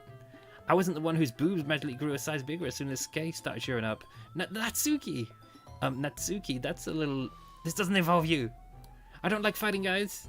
Suddenly both girls turned towards me and as if they just noticed I was standing there. SKay, she's just trying to make me look bad. That's not true. She started it. If she could get over herself and learn to appreciate that simple writing is more effective, then this wouldn't have happened in the first place. What's the point in making poems all convoluted for no reason? The meaning should jump out at the reader, not force them to have to figure it out. Help me explain that to her, SKay. But wait! There's a reason we have so many deep and expressive words in our language. The only way to convey complex feelings and meaning the most effectively. Avoiding them is not only unnecessarily limiting yourself, it's also a waste. You understand that, right, SKay? Well? How did I get dragged into this in the first place? It's not like I know anything about writing, but whomever I agree with, they'll probably think more highly of me. So of course that's going to be... We have to stick to the plan. We have to stick to the plan, unfortunately. Sorry, Pinkhead. Natsuki. You're right, I liked your poem. See? Well, wait. That's not an excuse for you to be so mean. You shouldn't pick a fight just because someone's opinion is different. And that's not what happened at all. You wouldn't even take my poem seriously. I understand. Yuri. You're a seriously talented writer. It's no secret that I was impressed. Well, that's... But here's the thing. No matter how simple or refined someone's writing style is, they're still putting feelings into it and it becomes something really personal. That's why Natsuki felt threatened when you said her poem was cute. I see. I didn't notice that. I'm sorry. But Natsuki, you took it way too far. Yuri means well, and if you just told her how you felt, then this wouldn't have happened in the first place. Are you kidding? That's exactly what I did. It was her that... Natsuki, I think that's enough. You both said some things that you didn't mean. Yuri apologized. Don't you think you should too? Natsuki clenches her fists. In the end, nobody has taken her side. She's trapped at this point, being defiant only because she can't handle the pressure. I end up feeling bad for her. Sometimes when I'm hurt, it helps to take a walk and clear my head. Sayori, she doesn't need to... You know what? I'm going to do that. It will spare me from having to look at your faces right now. Without warning, Natsuki snatches her own poem up from the desk and storms out. On her way out, she crumbles up the poem with her hands and throws it in the trash. Natsuki, she really didn't need to do that.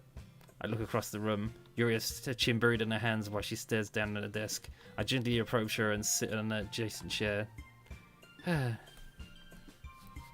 Hello, Maku. To bring you up to speed on everything. I have no idea what's new in here. Well, okay, that's not entirely true. For some reason, they're doing some strange thing where there's a computer inside of a computer inside of a computer inside of a computer, and there's a bunch of codes and shit that I haven't figured out yet. But what I'm doing right now, which is probably going to take quite a bit of time, is I'm actually going for the good ending this time.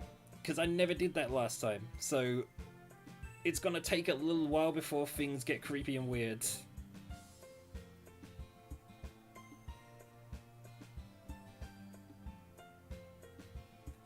Subtle as a brick as ever, I see, Maku.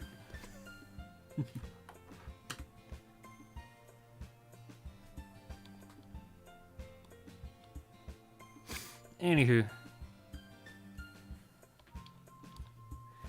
Everything alright? I'm so embarrassed. I can't believe I acted like that. You probably hate me now. No, Yuri. How could anyone have not gotten frustrated after being treated like that? You handled it as well as anyone could.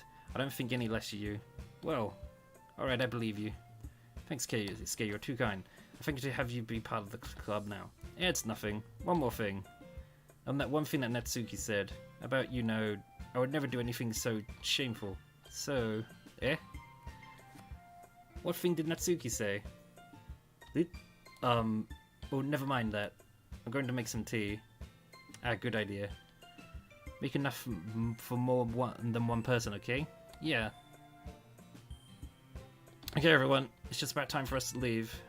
How'd you feel about sharing poems? It was a lot of fun. I'm still waiting for it to do something weird. I'd say it was worth it. It was alright, well, mostly. Skay, how about you?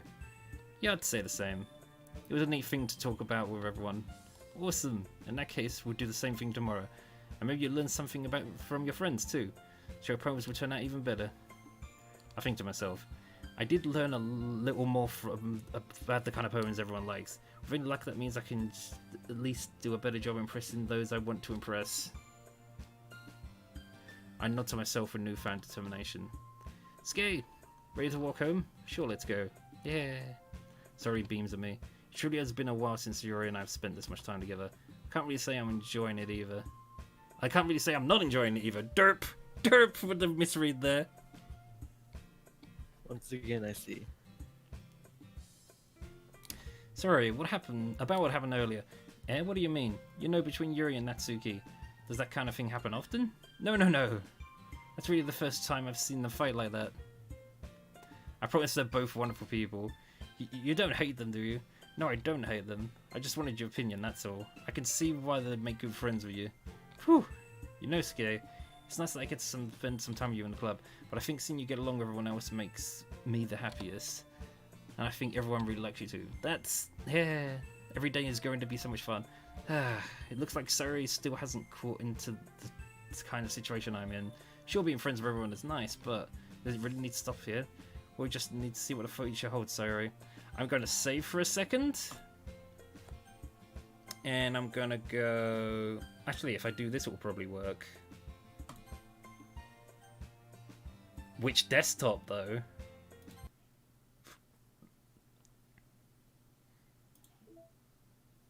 Huh? What? Hmm? So this is the desktop I was talking about, because this is on consoles of every shape and description now. They kind of made a pseudo Windows screen thing.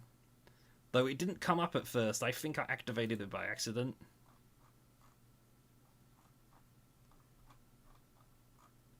Oh, hey.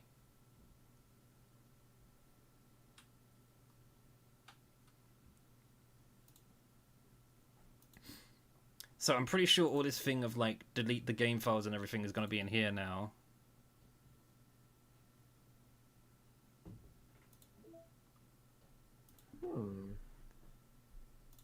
But there's already it's strange because they say everyone kind of like destroyed the old game. They like tore it apart and put it back together again, trying to look for secrets and everything. They say you don't need to do that in this game with the new version. But whether or not that's the case, well, I'm sure someone will find something. Oh, that's legal rights. But we still have a crap ton of reading to do. I also find the logo very mysterious. But yeah, I'm not going to even touch the side stories for now. I'm going to try and get all of those first before I even look at that. I was hoping they'd give me it at the beginning, but I suppose then they wouldn't be like, yeah, play through the game again. Anywho. There's no hint to it or anything what the hell that is in the background. I think it might be to do with that one website.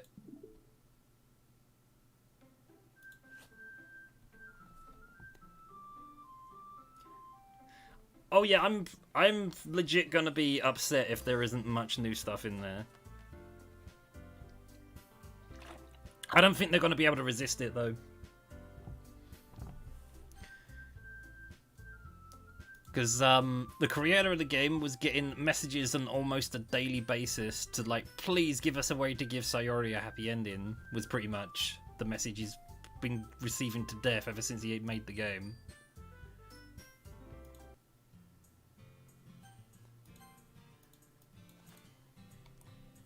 Puts her on her shoulder. Okay, yeah, let's do this. So do I have to write another perfect poem. Cassie's lurking Yes. somewhere. She's in heat hell right now. Did you just say I have to write another perfect poem? Most likely, yes. Oh god. This is the time-consuming part. You did get one for Yuri in the picture in her little shot of a sketch of it. Yeah, I'm sorry, chat. There's no fast way to do this. I know a lot about this. I know a lot about the original game, but I don't know the words off by heart. I'm not that good. That was something I forgot to mention as well. Actually, on that Windows, in that knockoff Windows screen, it actually has a cheat sheet list with all the answers. So it's not just on the internet; it's actually inside the game itself, which is kind of weird.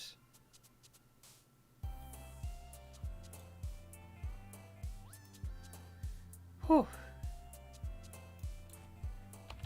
I mean, I'm 95% sure it's going to be the most fancy word there every single time, but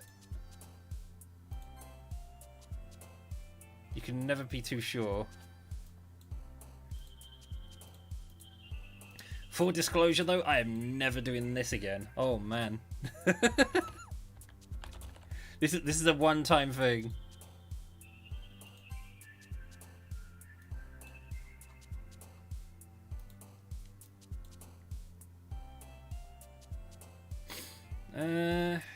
Oh yeah, wait, Whirlwind again?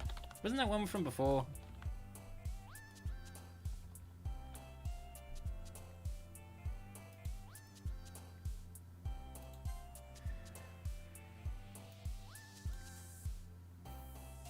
There might even be an Easter egg in the cheat sheet I'm looking at.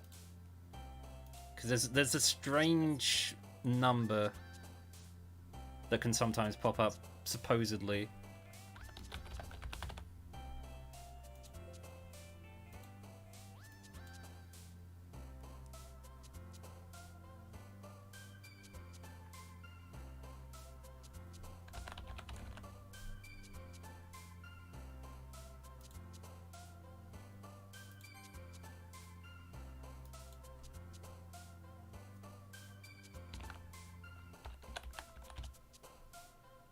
Oh yeah, something. I should have said this earlier. Actually, they did change one thing. There's a typo. We clipped it and everything.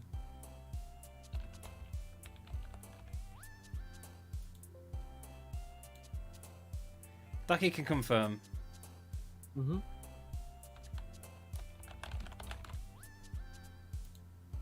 I thought it was that one. A typo or a clue?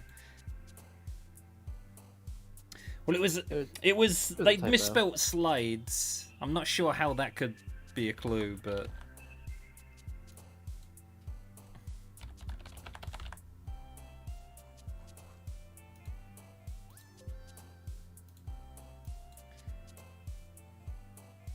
wait, intellectual was right there.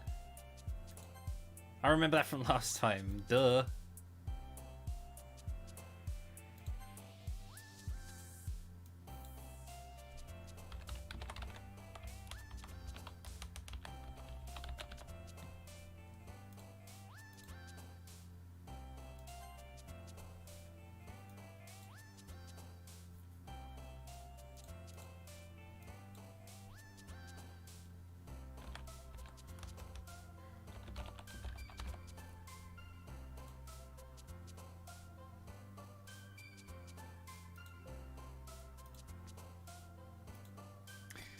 It's possible. We have been making notes of all the strange new things we've been finding.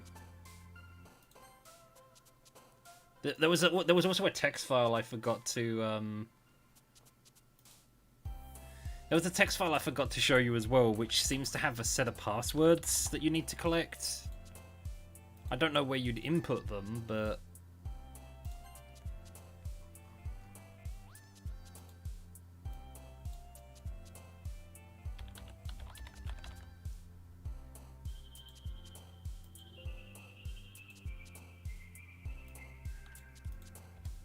oh shit. I nearly broke the cheat sheet. No!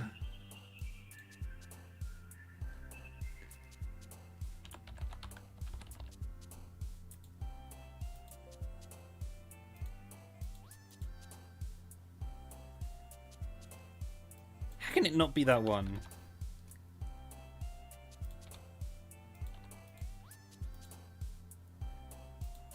Okay. Ugh.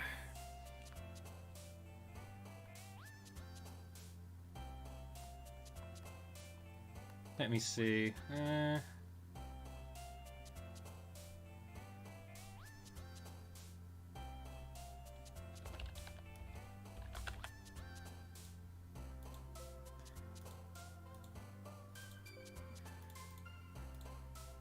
Trying to find the words is a bit frustrating sometimes.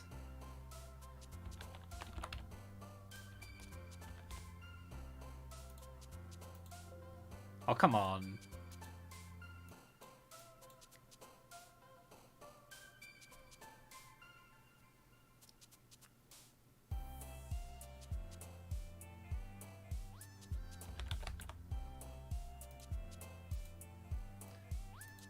I should have known it would be that one. I should have known.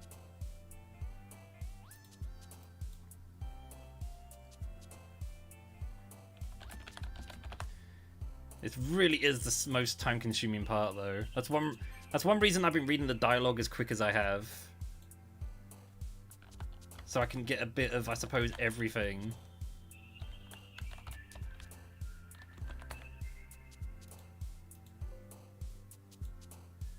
And hopefully not dwell too long on this stuff.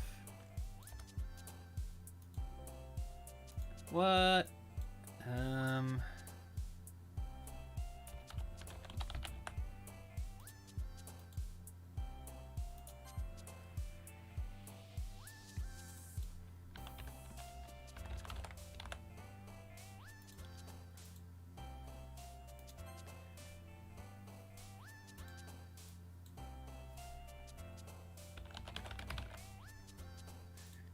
Existence sounds like a moniker word.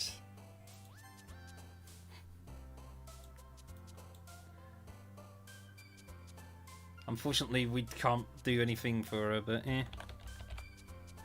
As of right now.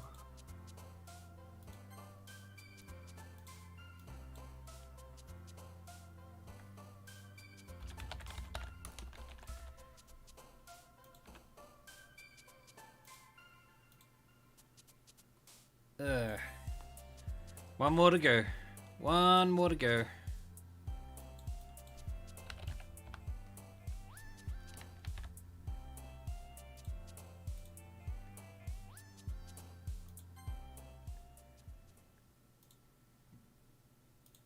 We're free. Another day passes and it's time for the club meeting already. I have no idea, Philip Essie. I'm just covering all my bases.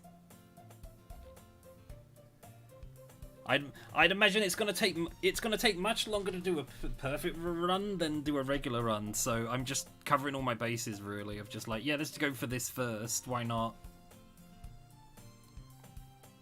I've gotten a little more comfortable here over the past couple of days.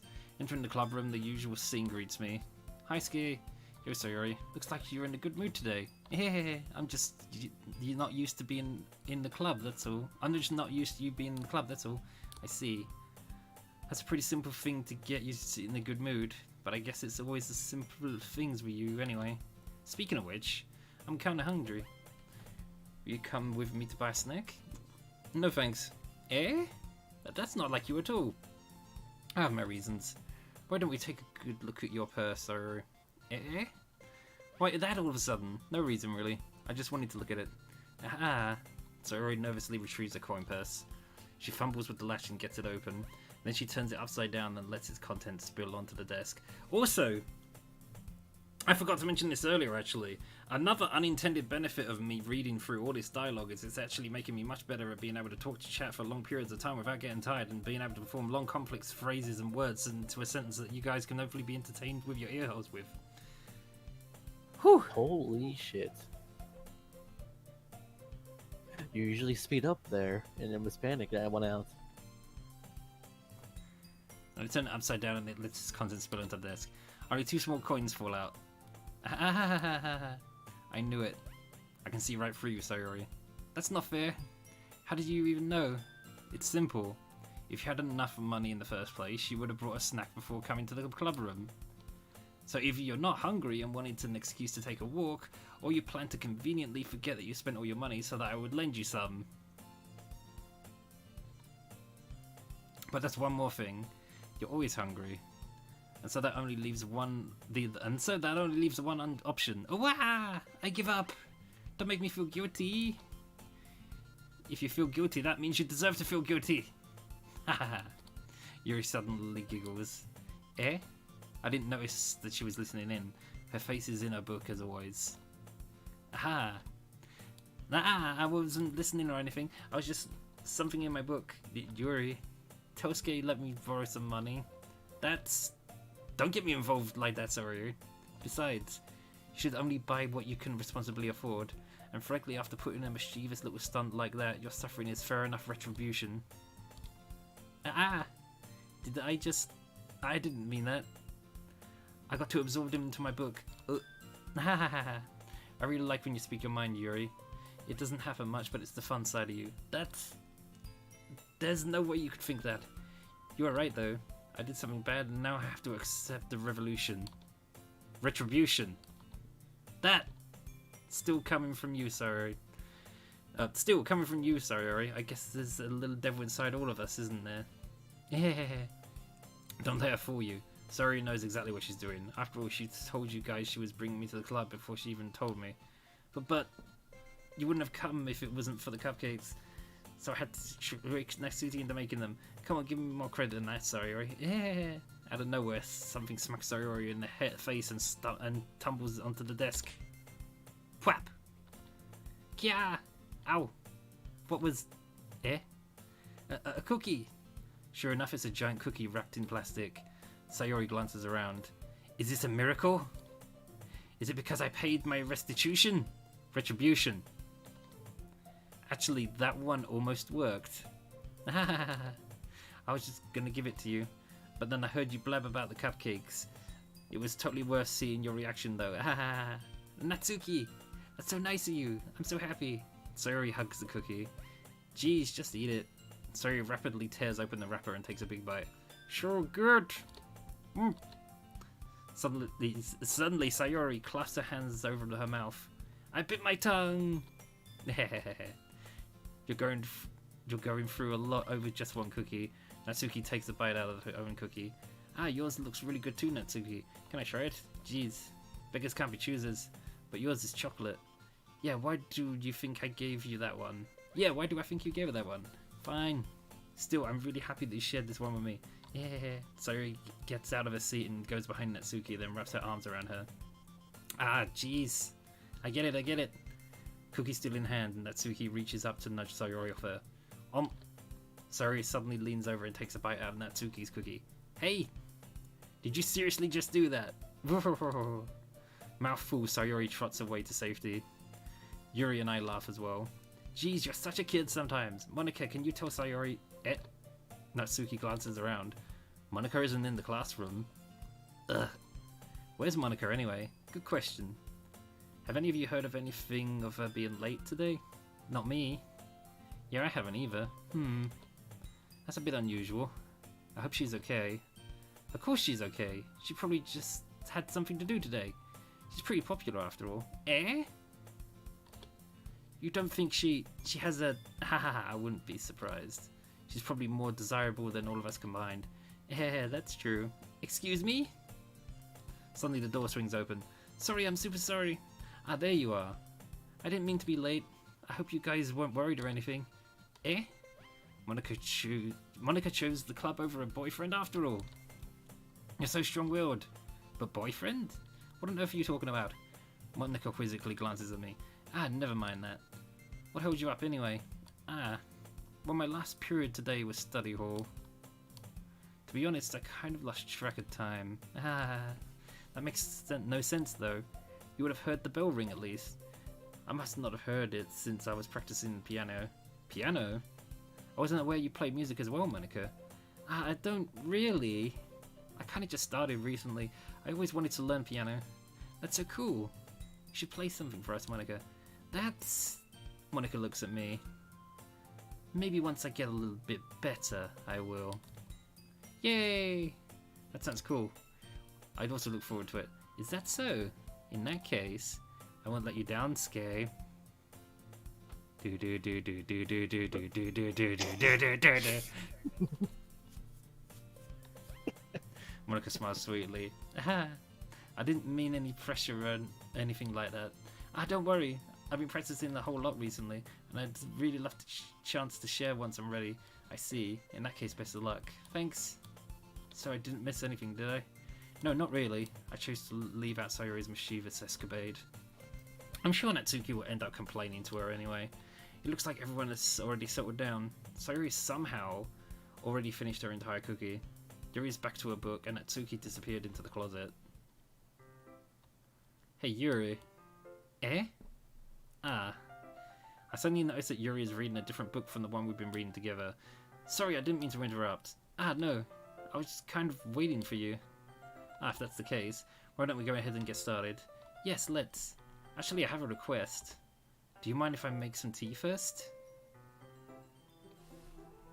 Heading off, Philippesi. Alrighty, good to see you. You take care. All the best. See you again. Bye for now. Not at all.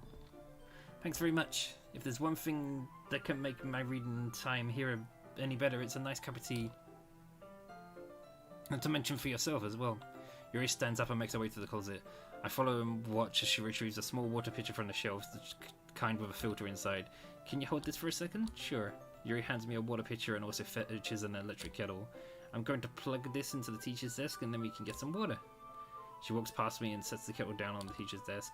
I simply watch her movements. To my surprise, the way she moves really contrasts her speaking mannerisms. Especially because of her long legs, Yuri appears elegant and methodical. Okay, may I have the water pitcher? Thanks, I'll be right back. I might as well walk with you. Yeah, why not? Shall we go then? Yeah. Where are you two off to? Eh? We're just... Yuri was going to make some tea, so I suddenly realised how weird it sounds to explain this to Monica. We're just filling the water pitcher. Ah, okay. Sorry, I was just a bit curious. That's kind of a one-person job, isn't it? That's... Monica, please mind your own business for once. Or do you want me to tell...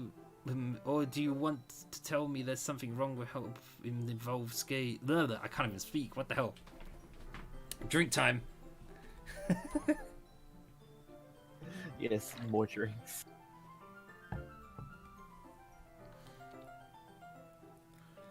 Or do you want me to tell? Or do you want to tell me there's something wrong with helping? What? That? Why is that so hard for me to say? Or do you want to tell me there's something wrong with helping involve skate and club activities? Eh? My mouth gapes.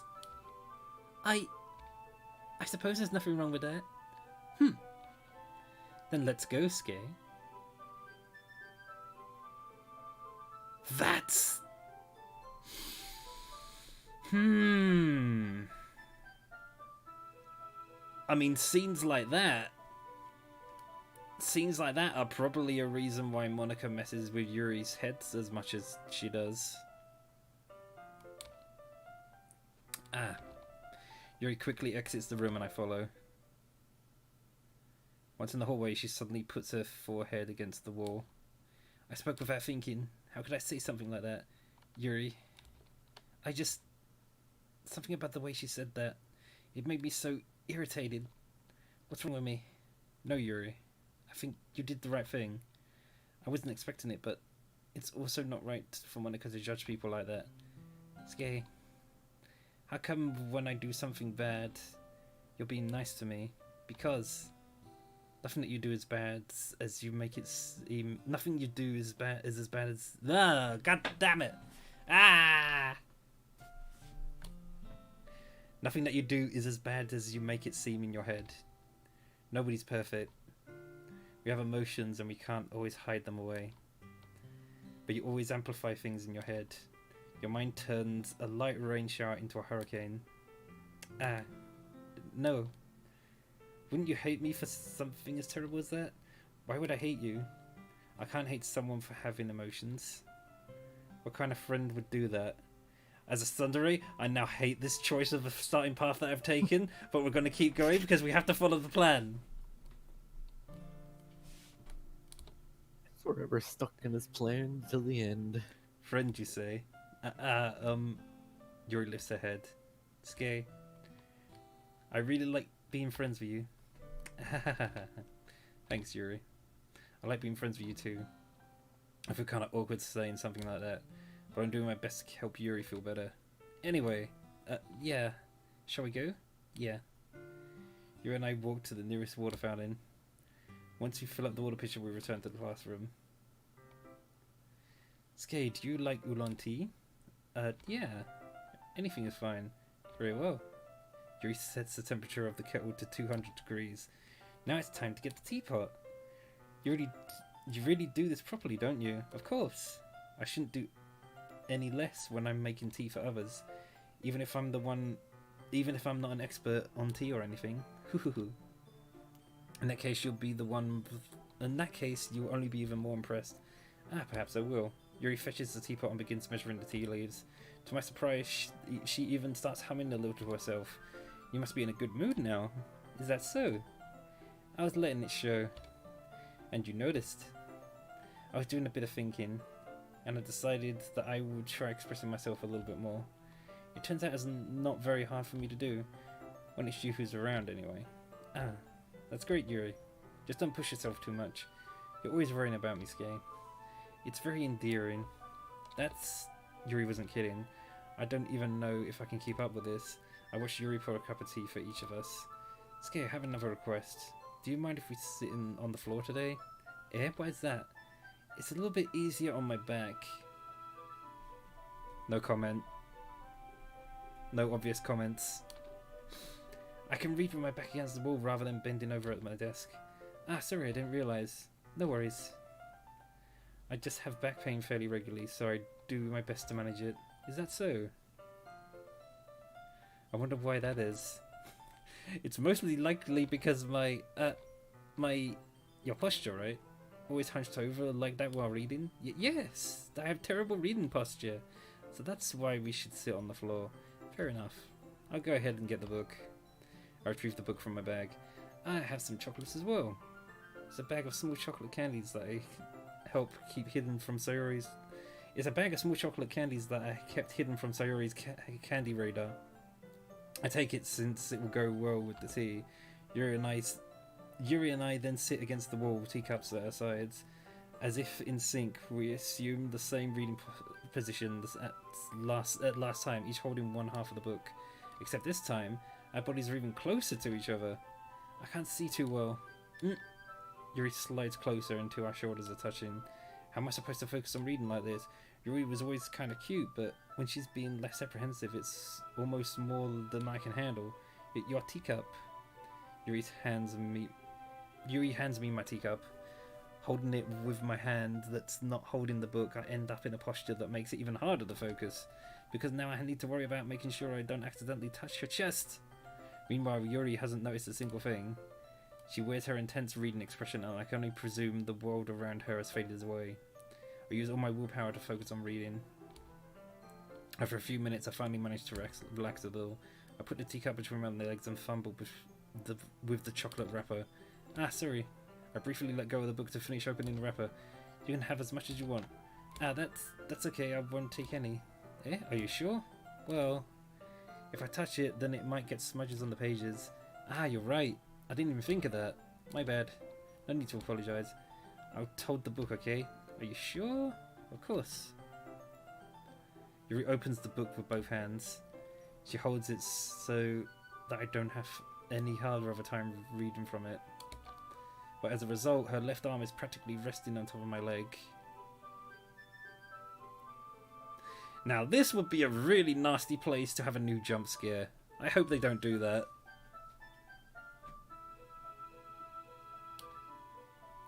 Well, in that case, Yuri is already focused on reading again. I take a chocolate candy bar and pop it in my mouth. Then I take another chocolate, and then I hold it up to Yuri. She doesn't even look away from the book.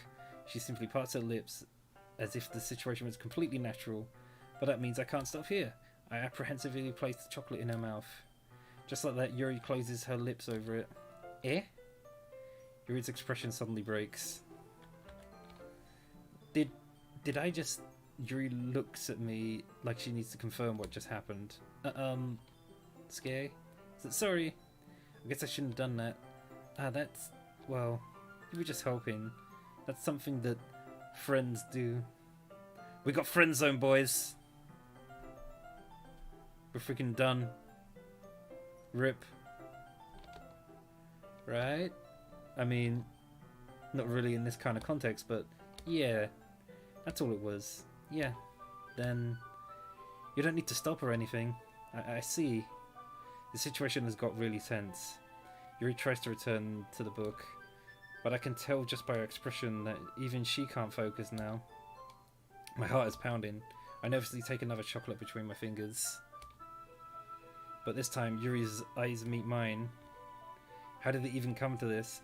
Yuri doesn't avert her gaze. I notice her chest rising and falling to the rhythm of her breaths. I raise my arm. That was a good place that I could have possibly mispronounced that, but thankfully I didn't. Thank you, brain. Good job. I raise my arm. Like before, Yuri parts her lips.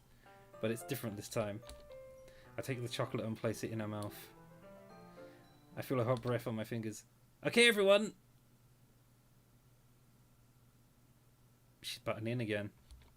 What? Yuri jumps back. It's time to share poems. Skay, you can help Yuri put away the tea stuff, right? Yeah, of course. Okay, thanks. The spell was abruptly broken. I'll take care of the cups. Yeah. Yuri picks up the teacups from the floor. I pick up the bag of chocolates. In the end, we hastily clean up without so much of a word between us. I get the feeling this is something neither of us will have the courage to bring up. Whose poem do I read first? Gotta go Yuri again. We're gonna go over this strategy. We'll go with the character we're trying to impress, and then we'll go with Monica afterwards all the time. Let's see what you've written for today. Yuri stares at the poem with a surprised expression on her face. Do you like it? Skay, this one might be even better than yesterday's. How did you even pick up on this so quickly? Just yesterday I was telling you the kind of techniques we're practicing. Maybe that's why you did a good job explaining. I really wanted to try giving it more imagery. Yuri visibly swallows. Even her hands appear sweaty. I'm not used to this. Used to what? I don't know. It's fine, take your time. Yuri breathes and collects her thoughts. I know that Yuri likes to think before she speaks, so I offer that patience to her. Yeah. Just being appreciated like this, I guess. It probably sounds really stupid, but seeing someone motivated by my writing, it just makes me really happy. Are you saying you've never shared your writing before? Yuri nods. Really? I don't believe it. I really only write for myself, and besides, people would just laugh at me. Do you really think that? Again, Yuri nods. Huh. Even your close friends? Yuri doesn't respond to that. I wonder why. Anyway, do you want to share the poem you wrote today? Yeah, I do. If it's for you.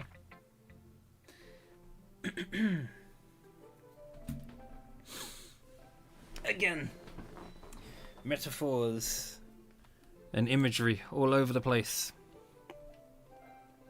The raccoon. It happened in the dead of night while I was slicing bread for a guilty snack. My attention was caught by the scattering of a raccoon outside my window. That was, I believe, the first time I noticed my strange tendencies as an unordinary human. I gave the raccoon a piece of bread, my subconscious well aware of the consequences. Well aware that a raccoon that is fed will always come back for more. The enticing beauty of my cutting knife was the symptom. The bread, my hungry curiosity. The raccoon, an urge. The moon increments its phase and reflects that much more light off my cutting knife. The very same light that glistens in the eyes of my raccoon friend. I slice the bread, fresh and soft. The raccoon becomes excited. Or perhaps I'm merely projecting my emotions onto the newly satisfied animal. The raccoon has taken to following me. You could say that we've gotten quite used to each other. The raccoon becomes hungry more and more frequently, so my bread is always handy. Every time I brandish my cutting knife, the raccoon shows me its excitement. A rush of blood, classic Pavlonian conditioning. I slice the bread, and I feed myself again.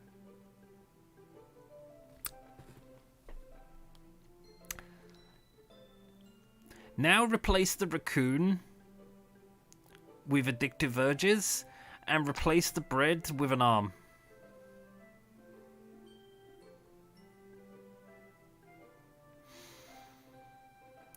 Poor Yuri.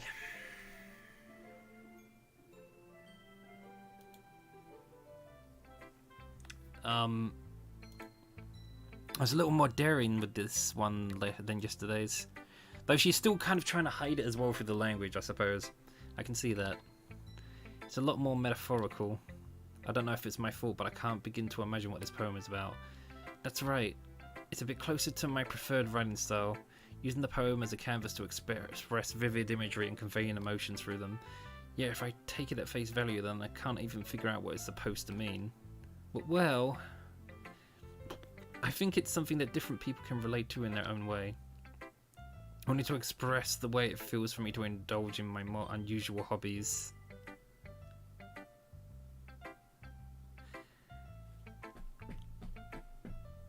See, I wasn't entirely sure if she's always cut herself, but that dialogue right there, to me at least, that dialogue right there is confirmation. I always thought it was like, oh, it's something she does because she's a bit crazy later on, but no, it's something she's always done, apparently. Give me just 1 second, because I'm going to stop this recording and start a new one, because I just realised we've just done a 2-hour recording. Damn. Hope that came out okay. Let's have a look.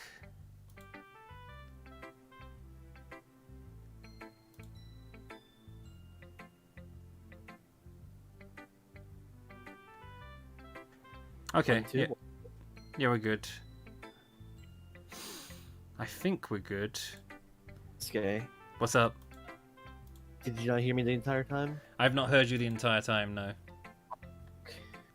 I'm guessing your microphone broke. Assuming so. I've been talking the entire time. Well, at least I can hear you now. Mm-hmm. Let's continue, because there's a lot to get through. Oh man, this first run's is the one that's gonna not have any sped up parts as well, though. So I suppose it will just feel extra long this time. But anyway, I wanted to express the way it feels for me to indulge in my more unusual hobbies. It's those sorts of things I'm usually forced to keep to myself. So I sometimes enjoy writing about them. Why do you keep them to yourself? But because they're embarrassing. People would make fun of me. Don't you have anything like that, Skay? Well, yeah, I guess I do. I feel like everyone has a little something like that. The best we can do is respect each other and our individualities, even if it's difficult sometimes and some things make us uncomfortable. After all, if I hadn't learned to embrace my own weirdness, I would probably hate myself. I might be ranting a little bit now, but I'm glad you're a good listener. You're good at a lot of things. Writing, listening. There really aren't many people like you, Skay. That's exaggerating a little bit. It's just how I feel. I never thought I would feel so comfortable sharing my writing, but now I almost feel like I look forward to it. It's just a really nice feeling, and you're to thank for that. It's nothing really. Yuri smiles sincerely at me. For just a moment, her timidness seems to disappear. Monica, are you gonna be weird, Monica, or is it too early? It seems like it's too early. Maybe. Hi again, Skabe. How's the writing going? Alright, I guess. I'll take that. As long as it's not going bad. I'm happy that you're applying yourself. Maybe soon you'll come up with a masterpiece. Haha, I wouldn't count on that. You never know. Want to share what you wrote for today? Sure, here you go. I'll give my poem to Monica. Alright. This one's good. It feels like you're not only getting more comfortable with your style, but the imagery is better than the last one I read. Just wondering, but have you been finding inspiration by Yuri's writing style? I guess so. You can't deny that she's talented. Yeah, totally. I think her poems are the most romantic. That's the best way to describe it. She's like a totally different person when she picks up a pen. I noticed that too. Or when she's talking about literature, it's like a light turns on inside her. Sadly, it's hard to get much personal conversation out of her. Trust me, I've tried. Who knows what's going on in that head of hers? I hope you don't mean that in a bad way. No, of course not. It just means that I wish she didn't keep so much to herself. But still, defending her like that, you must be pretty into her. Eh? You completely misunderstood. Haha, calm down, I'm kidding. Besides, I'm pretty sure she's already got a boyfriend. Wait, really? Yeah, a fictional one anyway. Monica kind of whispers that last part to me. It's just a hunch, but... well, there's not really anything going wrong... well, there's not really anything wrong with that. Oh, well, I know. I was just saying. But anyway, you want to read my poem now? I like the way this one turned out, so I hope you do too. Alright, let's take a look. Save me. The colours, they won't stop. Bright, beautiful colours, flashing, expanding, piercing, red, green, blue, an endless cacophony of meaningless noise. The noise, it won't stop. Violent, grating waveforms, squeaking, screeching, piercing, sine, cosine, tangent, like playing a chalkboard on a turntable, like playing a vinyl on a pizza crust, an endless poem of meaningless. Load me.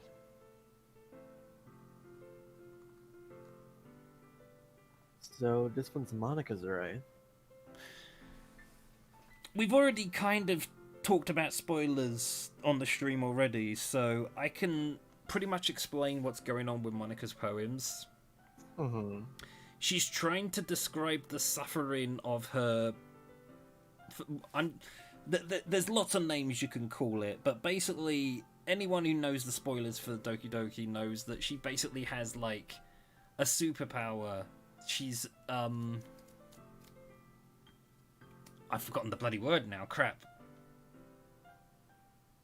She's sentient. She knows she's in a game, and you can see here, sine, cosine, tangent. She can almost quite literally see the code.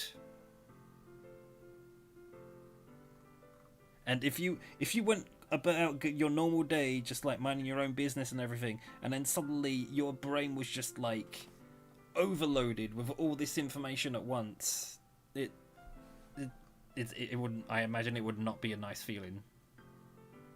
I mean, from Monica's point of view, this whole thing is like she knows anything that might happen and when it will happen. She knows all the results of like every single endpoint for everyone. To put it in a slightly strange way, when I was a bit younger and more naive, I was always pondering to myself, why aren't people more smart? Why isn't there some big drive for somebody to basically try and learn everything that there is possibly to ever know about the world, the universe, human beings, animals, you name it? And I think I understand why. In a silly way, Doki Doki actually partly made me realize why as well. It's because if you gave a human being basically all the knowledge in the universe, you'd go crazy. Yeah, that brain would not survive with all that knowledge. You would go crazy. If you knew everything there is to possibly know, you would go crazy from the amount of information going into your brain. The entire existence would mean everything and nothing. You wouldn't know what to do. You'd just be paralyzed by, in Monica's own words, infinite choices.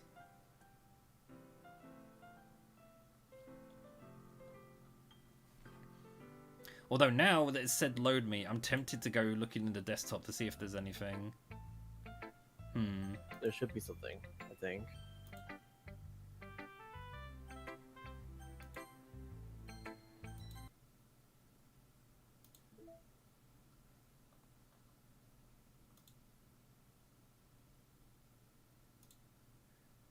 That's nice that they do it like that.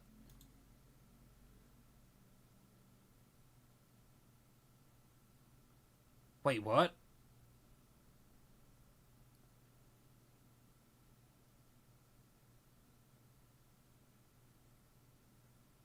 There's two... What? There's two versions of the poem. What? Do they have different meanings? The colours, they won't stop. The noise, it won't stop. Bright, beautiful colours. Violent, grating waveforms. Flashing, expanding, pierce. There's two versions of the poem.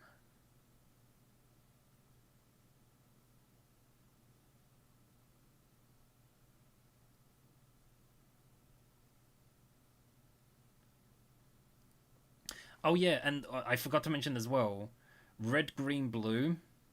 Those are the colours that everything in computer TV monitors, computers, and everything. That's the colours that they work in.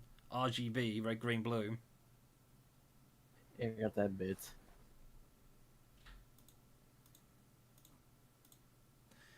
I don't know if there's anything else here though.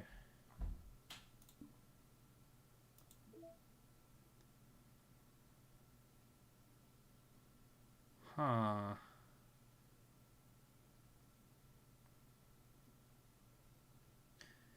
There are side stories. The side stories are stories to keep friendships around. To get all 6 side stories, try writing poems for different characters and viewing the special scenes in the. So basically, I should do those free playthroughs. Oh, excuse me. Go do the free playthroughs of trying to make the 3 girls happy, and then all of that should be unlocked, I imagine. It seems like it would.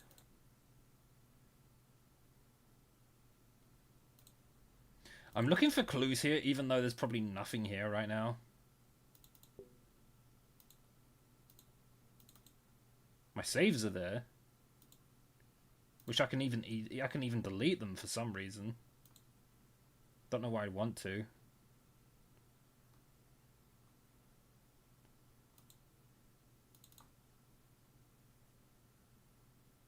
Yeah, I don't think there's anything else really here at the moment. I thought I'd be nosy anyway, though, just to be interesting.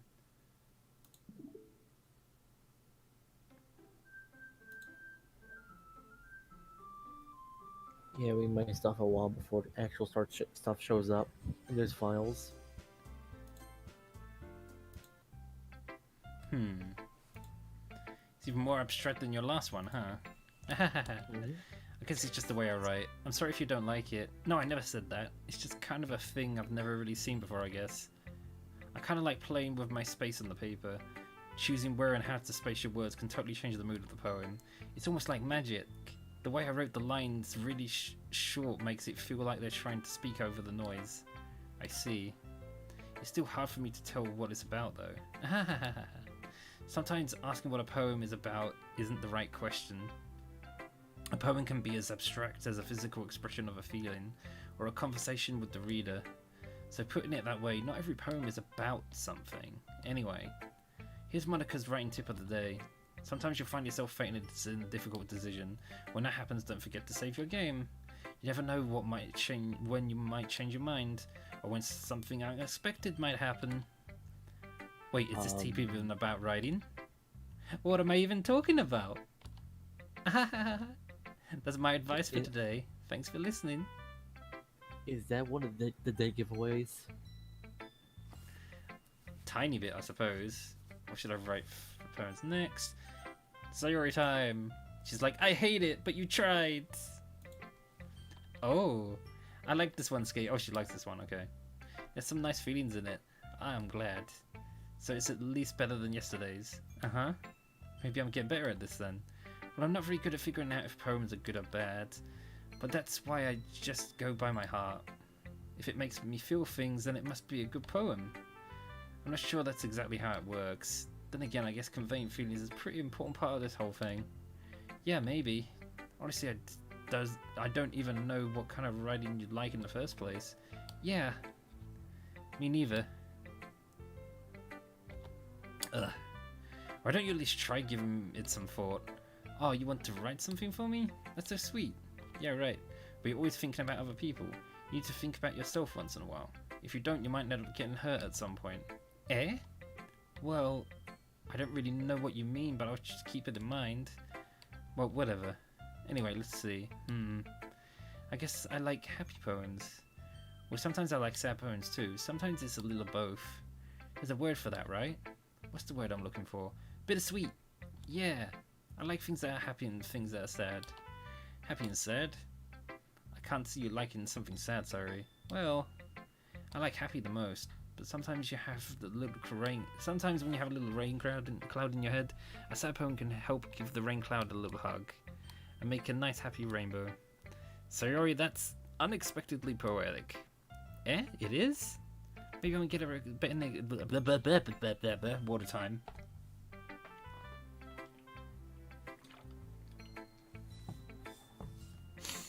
Ugh.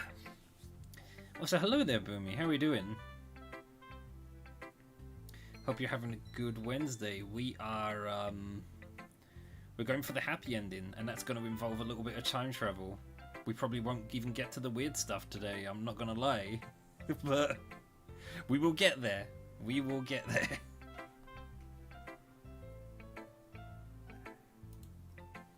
Thanks, Skay. I should go write that down then. I can read my poem now, okay? So you can read my poem now, okay? Oh, this freaking poem.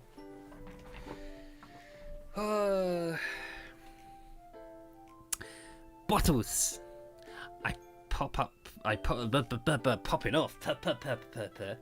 Bottles. I pop off my scalp like the lid of a cookie jar. It's the secret place where I keep all my dreams. Little balls of sunshine all rubbing together like a little bundle of kittens. I reach inside with my thumb and forefinger and pluck one out. It's warm and tingly, but there's no time to waste. I pull it in a bottle to keep it safe, and I put the bottle on the shelf with all the other bottles. Happy thoughts, happy thoughts, happy thoughts in a bottle, all in a row. My collection makes me lots of friends. Each bottle a starlight to make amends. Sometimes my friends feel a certain way. Down comes a bottle to save the day. Night after night, more dreams. Friend after friend, more bottles. Deeper and deeper my fingers go, like exploring a dark cave, discovering the secrets hiding in the nooks and crannies. Digging and digging, scraping and scraping. I blow off my bottle caps. It doesn't feel like time elapsed. My empty shelf could use some more. My friends look through my locked front door. Finally all done, I open up and in come my friends. In they come in such a hurry. Do they want my bottles that much? I frantically pull them from the shelf, one after the other, holding them out to each and every friend, each and every bottle, but every time I let one go, it shatters against the tile between my feet. Happy thoughts, happy thoughts, happy thoughts in shards all over the floor. They were supposed to be my friends who aren't smiling. They're all shouting, pleading, something, but all I hear is echo, echo, echo, echo, echo inside my head.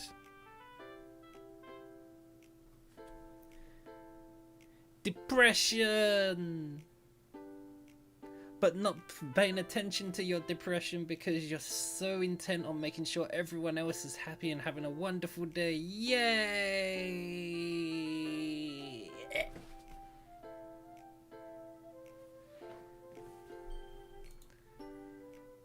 Holy crap. Sayori, did you really write this? Of course I did. Didn't I tell you yesterday I was going to write the best poem ever? Yeah, but I mean, I didn't expect something like this coming from you. Monica taught me a whole lot, and I've been really in touch with my feelings recently. I see that. It's almost kind of creepy. Creepy? Well, not exactly. Maybe because I'm so used to you being so cheerful. Well, never mind. I'm thinking too hard about it. The point is, it came out good, and you should be proud of it. Ah, thanks. I feel like I was meant to express myself this way. It even helps me understand my own feelings a little bit better. Writing is like magic. You've gotten pretty passionate about this, huh? I hope you keep it up. Yeah, writing's the best. I'll keep writing till I die. Oh, that has no meaning to it. Ah, don't get ahead of yourself. No, you made it worse. You made it worse. Get a little too enthusiastic there, Sayori. Sayori's always had the habit of getting obsessed with something before dropping it no more than a week later. I wonder if this is one of those times. But seeing the passion in their eyes makes it hard for me to be pessimistic. Which poem should I read next? Natsuki!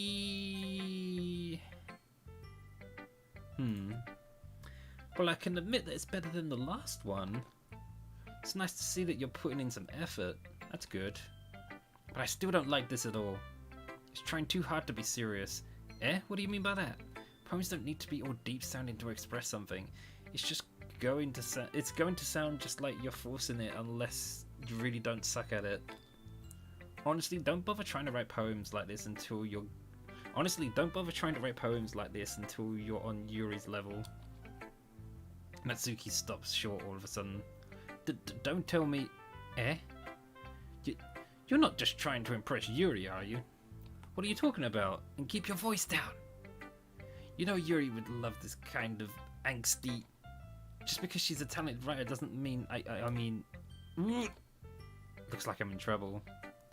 I somehow struck a nerve, though what I did is beyond me.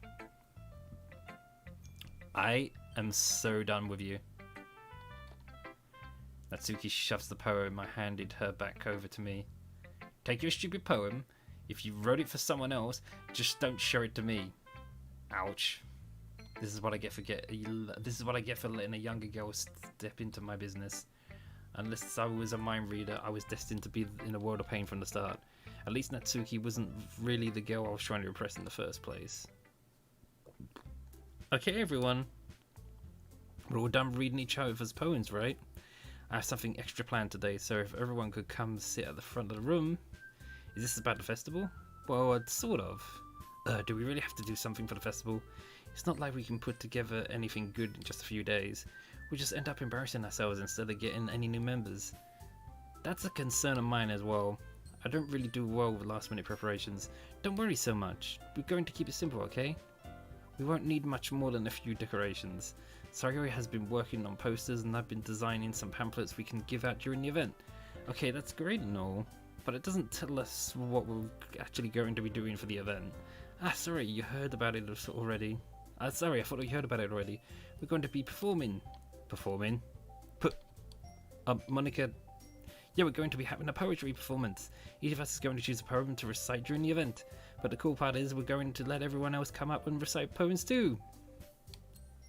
Sayori is putting it on all the posters in case anyone wants to prepare ahead of time. Sayori, who's been colouring a poster, holds it up for us to see. Are you kidding me, Monica? You didn't actually start putting these posters up, did you? Well, I did. Do you really think it's that bad of an idea? What? No. It's not a bad idea. But I didn't sign up for this, you know? There is no way I'm going to be performing in front of a group of people like that. I agree with Natsuki. I could never in my life do something like that. Imagining it, Yuri shakes her head in fear. Guys, no, Sayori. I understand where they're coming from. Remember that the Natsuki and Yuri have never shared their poems with anyone until just a couple of days ago. It's a lot for them to ask. It's a lot to ask them to recite their poems out loud to a whole room full of people. I guess I kind of overlooked that. So I'm sorry. But I still think we should give it our best. We're the only ones responsible for the fate of this club. If we start the event and each put on a good performance, then it will inspire others to do the same. And the more people who perform, the better we'll be able to show everyone what literature is all about. Yeah! It's about expressing your feelings, being intimate with yourself, finding new horizons, and having fun. That's right. And it's those reasons that we're all in this club today. Don't you want to share that with the others? To inspire them to find the same meanings that brought you here in the first place? I know you do. I know we all do. But if it takes the hoarseness kicking in, big time. Lots of reading. Oh boy.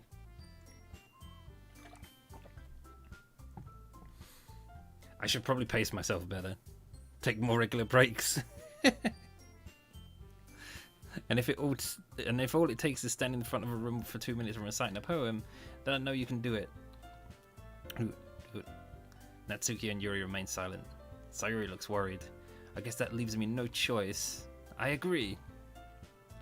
I don't think it's too much to ask. I think that Sayori and Monica have been trying really hard to get new members. The least we can do is help them out a little bit. Well, maybe, but it looks like Natsuki doesn't have any arguments left. Okay, fine. I guess I'll just have to go with it. Alright. Whew. Thanks, Natsuki. What about you, Yuri? Yuri dejectedly glances around at everyone else's expectant faces. I guess I don't really have much of a choice. Hahaha, that's everyone. You're the best, Yuri. This club is seriously going to be the death of me. Don't say that. This is a lot of dying last like 20 minutes. Don't say that. Skay. Hmm? This is just a lot. Oh gosh. Bring up the one word. You'll be fine, Yuri.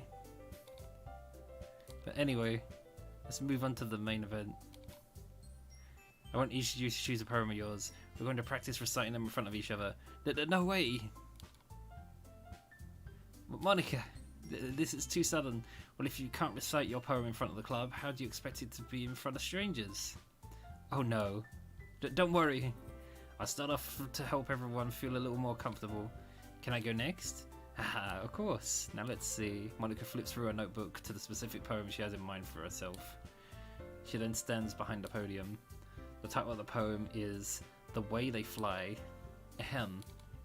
Monica begins reciting her poem. Her clear, confident voice fills the room. More than that, her inflection is pristine. She knows exactly how to apply emotion behind each line she recites, bringing the words to life. Is this something she's done before, or is she simply a natural? I glance around me. Everyone has their eyes on Monica. Sayuri looks amazed. Yuri has an intense expression on her face that I don't understand. Finally, Monica finishes the recitation. The four of us applaud. Monica takes a breath and smiles. That was so good, Monica! Ah, thank you very much. I was just hoping to set a good example. Are you ready to go next, Sayuri? I'll go next. What? Yuri's fired up all of a sudden. Yuri clashes a sheet of paper between her hands and stands up. Keeping her head down, she walks quickly over to the podium. This poem is called... Yuri anxiously glances at each of us. You can do it, Yuri. It's called After Image of a Crimson Eye. Yuri's voice shakes as she starts reading the poem. Just a moment ago, she practically refused to do this. Why is she suddenly putting in so much effort? As Yuri gets past the first couple of lines, her voice changes. It's almost like what happens when Yuri gets absorbed in her books. Her quivering words transform into a sharp syllables of a fierce and confident woman. The poem is full of twists and turns in its structure, and that she... Wow, I never knew that was how you spelled that. The poem is full of twists and turns in its structure that she enunciates with perfect timing. What a weird spelling. This must be a rare glimpse into the whirling fire Yuri keeps concealed inside her head. Suddenly she's finished. Everyone is stunned. Yuri snaps back into reality and glances around her as if she bewildered even herself. It's up to me to save the situation. I'm the first to start applauding. Everyone joins me afterwards and we give Yuri the recognition she deserves. It's not that we didn't want to applaud for her, but we were caught so off guard that we really had almost forgotten. As we applaud, Yuri holds the poem to her chest and rushes back to her seat. Yuri, that was really good. Thank you for sharing. Looks like Yuri is down for the count. Okay, I guess I'm next then. Also, Boomy, yes. There's lots of wholesome cuteness. For a very long time, I'm afraid. No spoopy for a while. I'm sorry. So you're going to get lots of sickly, saccharine, wholesome harem cuteness for a while? I think that's enough big words. Anyway, I guess I'm next then. Sayuri hops out onto her chair and cheerfully walks to the podium. This one's called My Meadow.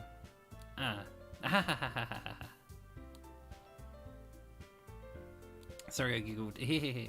Sayuri, it's a lot harder than I thought. How do you guys do it so easily? Try not to think of it like you're reciting to other people. Imagine you're reciting it to yourself in front of a mirror or in your own head.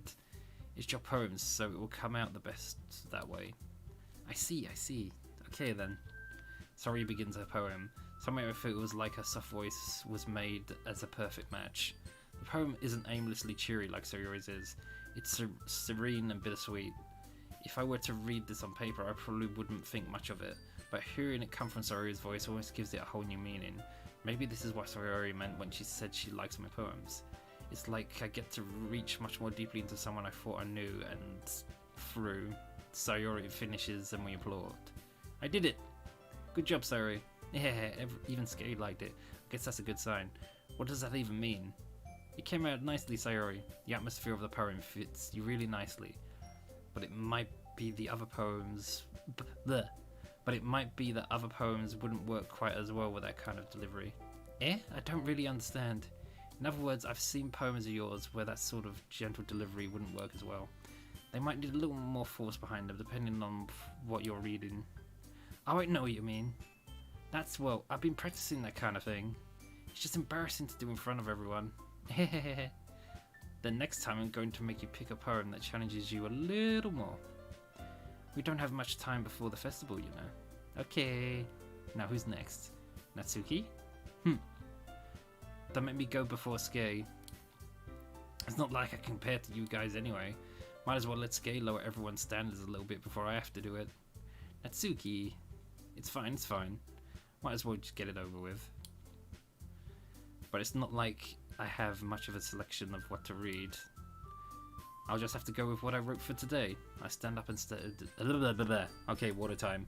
Chat redeeming water. You're welcome again.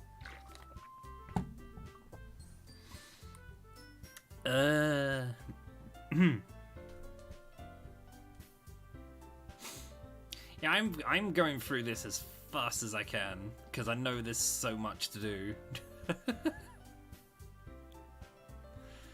and it's all really cutesy and wholesome, and there's a lot of that. There's a lot of that before, yeah, the other stuff. Anyway, I stand up and step in front of the podium. Everyone has their eyes on me, making me feel terribly awkward. I recite my poem. Since I'm not exactly confident in my own writing, it's hard to put energy into it. Despite that, once I finish, I receive applause anyway. Sorry, I'm not really as good as everyone else. Don't worry about it so much. I think it's less about your abilities and more about your lack of confidence in your writing. That's something that will improve over time, though. Yeah, maybe. Alright then. That just leaves you then, Natsuki. Yeah, I'm going. Natsuki begrudgingly gets out of her seat and makes her way to the podium. The poem is called... Why are you all looking at me? Because you're presenting. Anyway, the poem is called Jump. Natsuki takes a breath. Once she starts reciting the poem, her soul attitude disappears. Once she starts reciting her poem, her sour attitude disappears a little. While she's still a little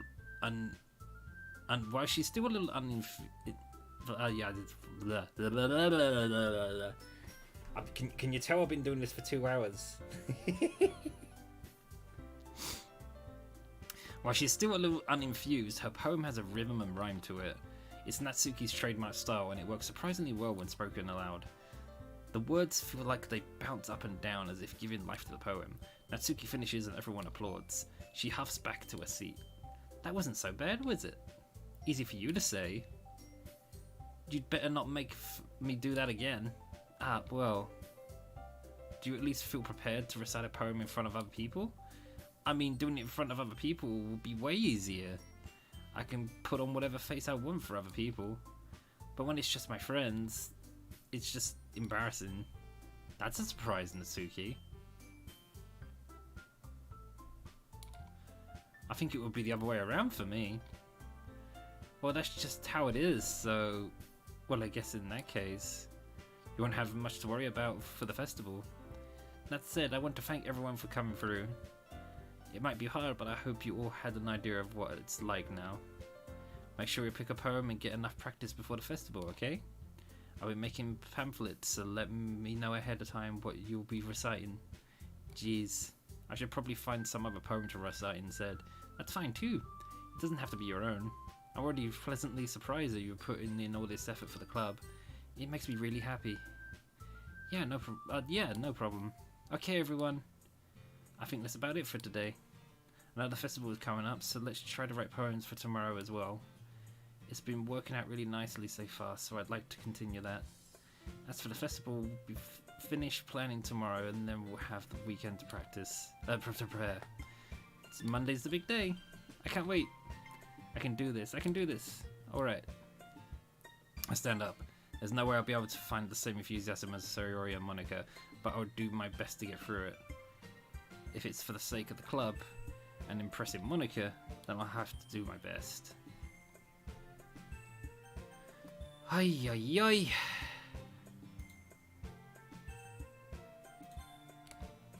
Ready to go, Sayori? Yep.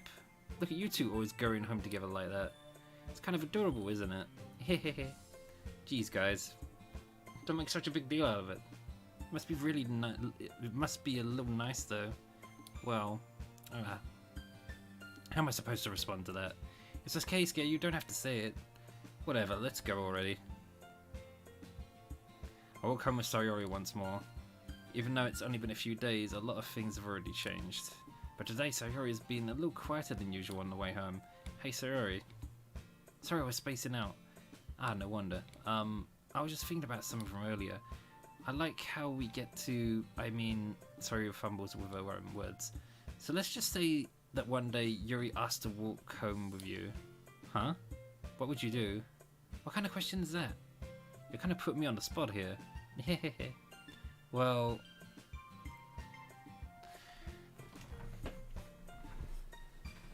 we still gotta stick with the plan.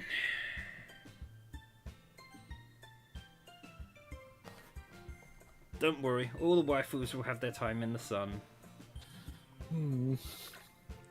Just not all at once. Walking home with Yuri, huh? Why does that thought that make my heart pound? I mean, what was you gonna say, Doki? I was gonna say, technically they will have it all at once if we're doing this run. I mean, given how hard it is for her to socialize, I would feel awful turning her down, so... Isn't she so beautiful and smart? That has nothing to do with what I just said. Ah, you admitted it. Jeez. There's not even any point in speculating something that's never going to happen. Well, maybe. But I just like to think about it. It's not long before you won't need me anymore, you know? Need you? Sayori. I can't figure out how you're seeing things in your own head right now. Sorry. Everyone is different. Nobody in the club is a replacement for you. If you say so. The conversation trails off and I'm left feeling awkward. But it was kind of her fault for trapping me with such a weird question. I can't just lie to her. But if there's something that makes her happy, I would hate to take that away from her. That's why I said there's no point in speculating. Then again, the festival is only a few days away. Who knows what will happen in that time?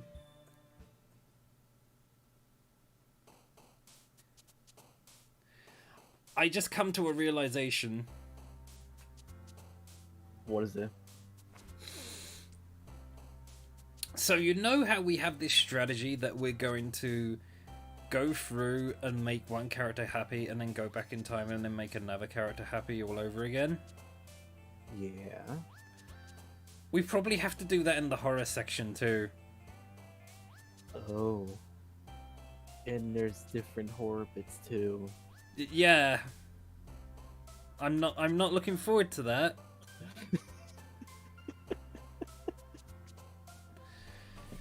I think we're gonna have to... It just dawned on me. I think we're gonna have to go through the horror part 3 times.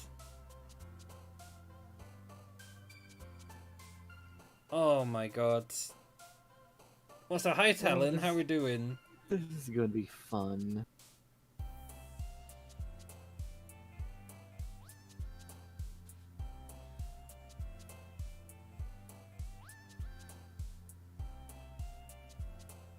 Also, Skay? Your time has come, I know. Maybe. Don't worry about it too much. There's nothing too great or anything happening right now. We're just doing the wholesome, happy stuff for now. The crazy shit isn't gonna happen till later. Like the moment I leave, everything just goes to shit. I'm just watching the fire from a distance. I'm sure he's fine. Eating spicy abominations because I love driving my roommates insane. Oh god. So the spice in the air, I see how it is. So spicy food in the air, and then when they go to the bathroom, they're like, "Oh God, what happens? Why?"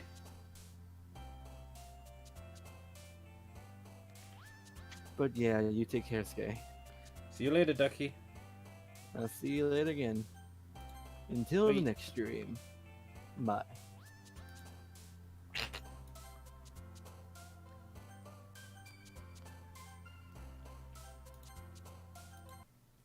Let's come out of that a second. What have we got? We have more poems.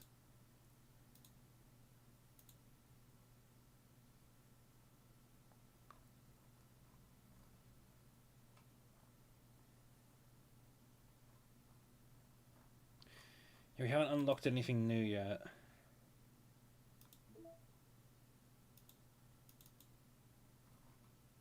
Yeah, that's a bunch of copyright information. I don't know why I keep looking at that.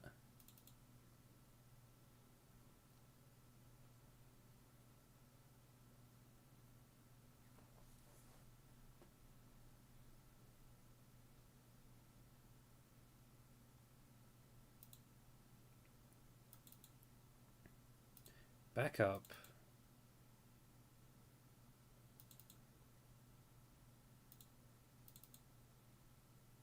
Oh no, we read this before.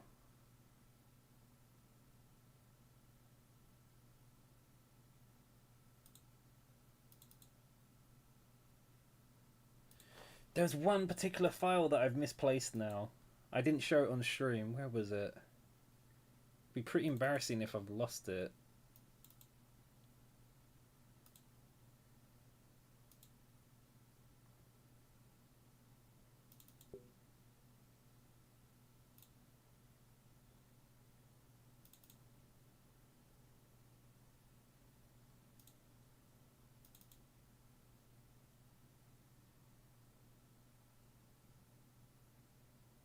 Huh.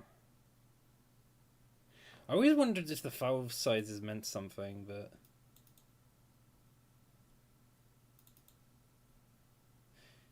I can't find that file now.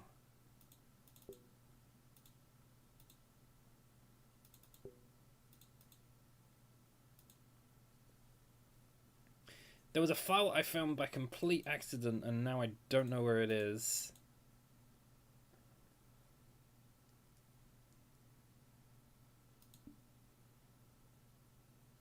There was a file that was talking about 6 different passwords or something. And I don't know where the hell it's gone. I'd imagine it will be in here somewhere.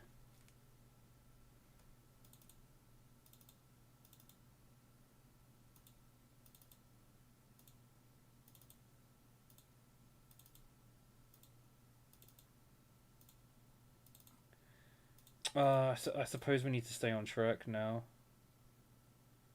I'm really annoyed at myself now because there was a file here and I don't know where the hell it's gone.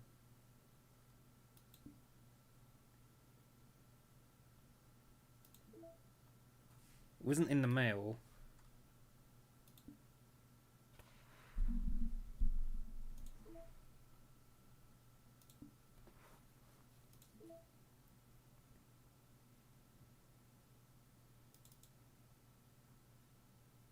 Back up.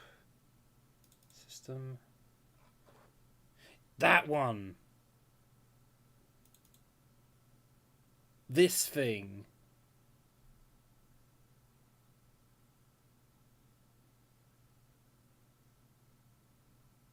Wait a minute, 240. 240.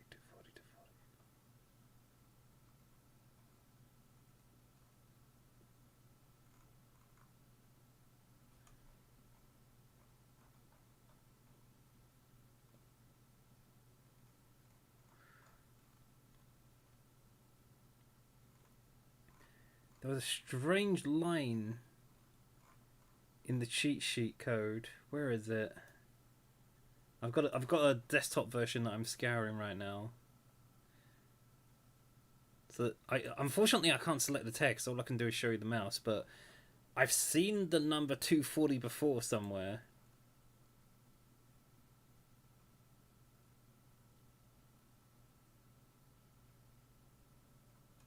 And I think it was in the cheat sheet for how to get the result you want on the poems. I'm scouring through it now.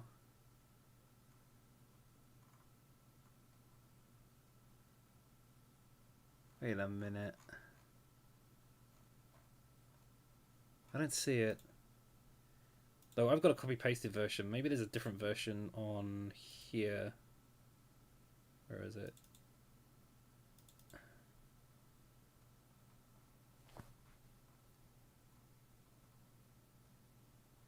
Basically, you have to use certain words in poems, and that makes people happy.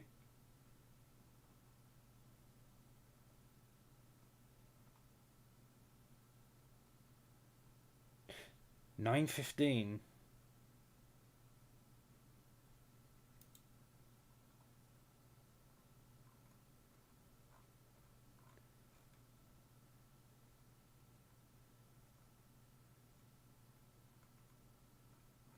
That's new.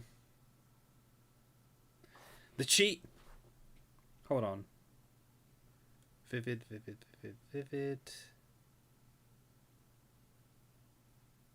That's new. I'm looking at the poem cheat sheet. That number is not there. It has dream, disaster, then vivid, but this is not here. This little thing right here. That means it's part of some kind of code. They would not... That is there for a reason. That does something. I don't know what that something is, but it does something.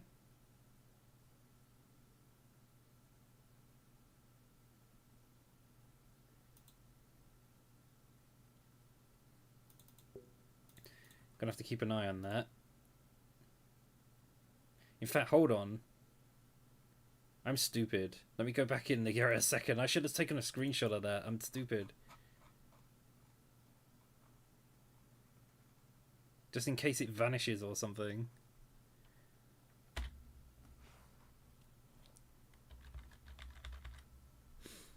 Alright. We definitely have it now.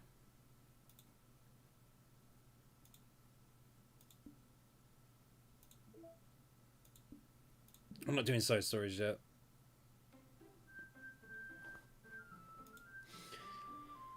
Oh man, there is so much reading to do. Whew.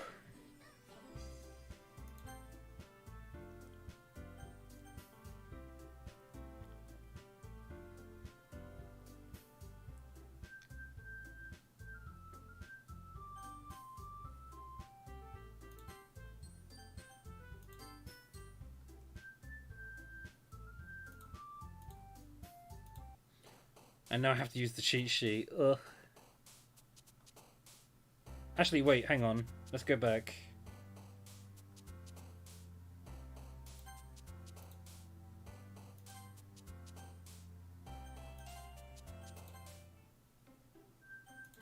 Let's go I think there's a password for this or something.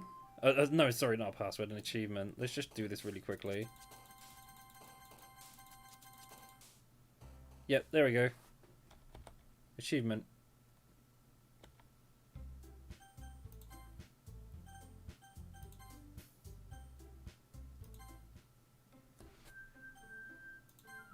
There's another one done. Okay. Now back to this.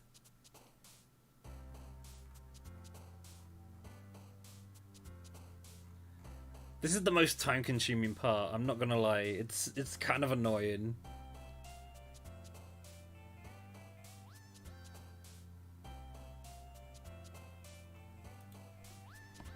Because certain characters want you to use certain words. It's the short explanation.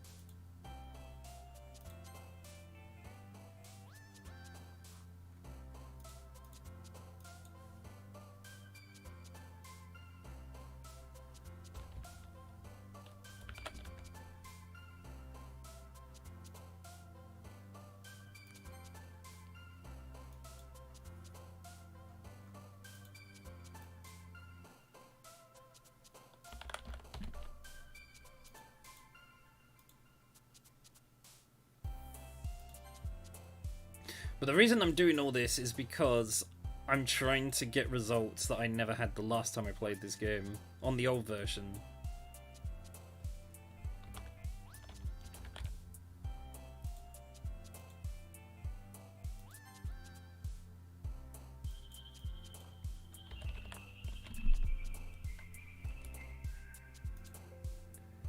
Poopy. Poopy.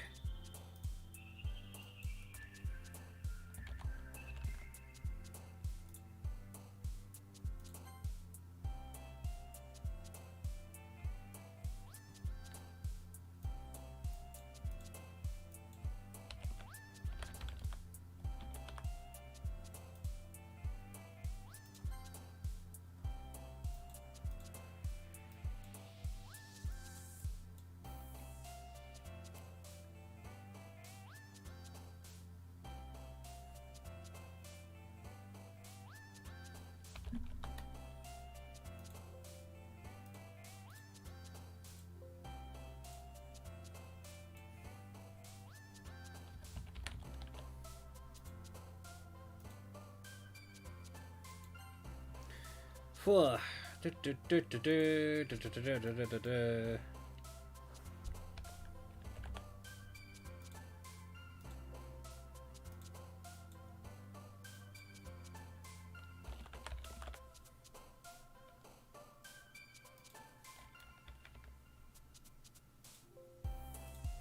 Crap basket.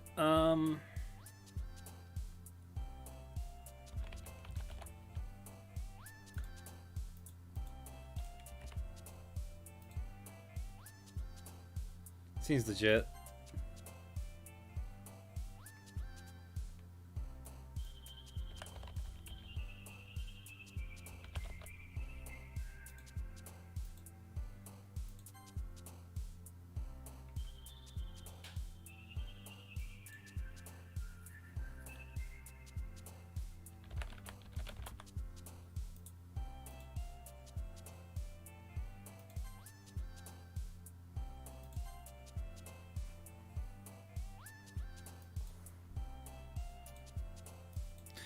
The other thing I'm trying to do as well is try to get perfect scores and see if the game reacts somehow.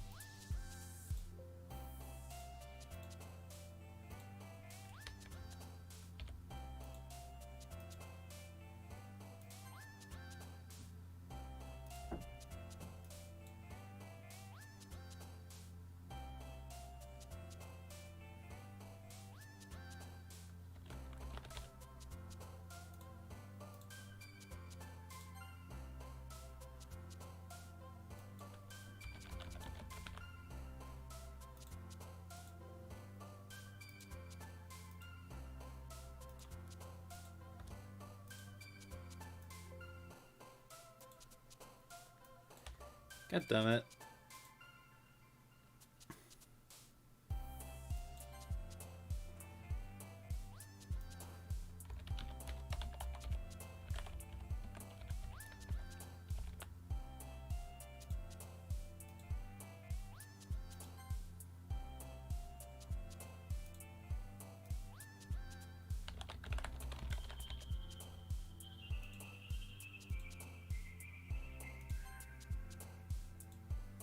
Determination.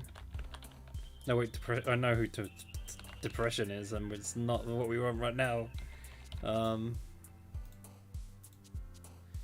Tenacious.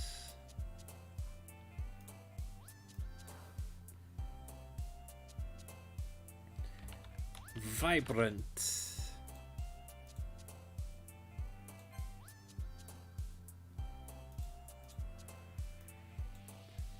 And misfortune?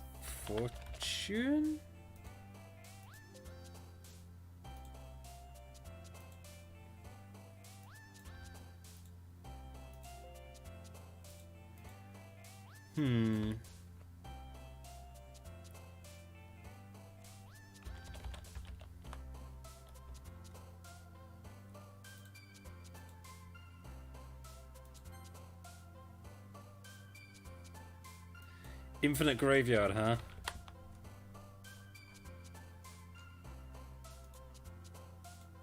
Figured.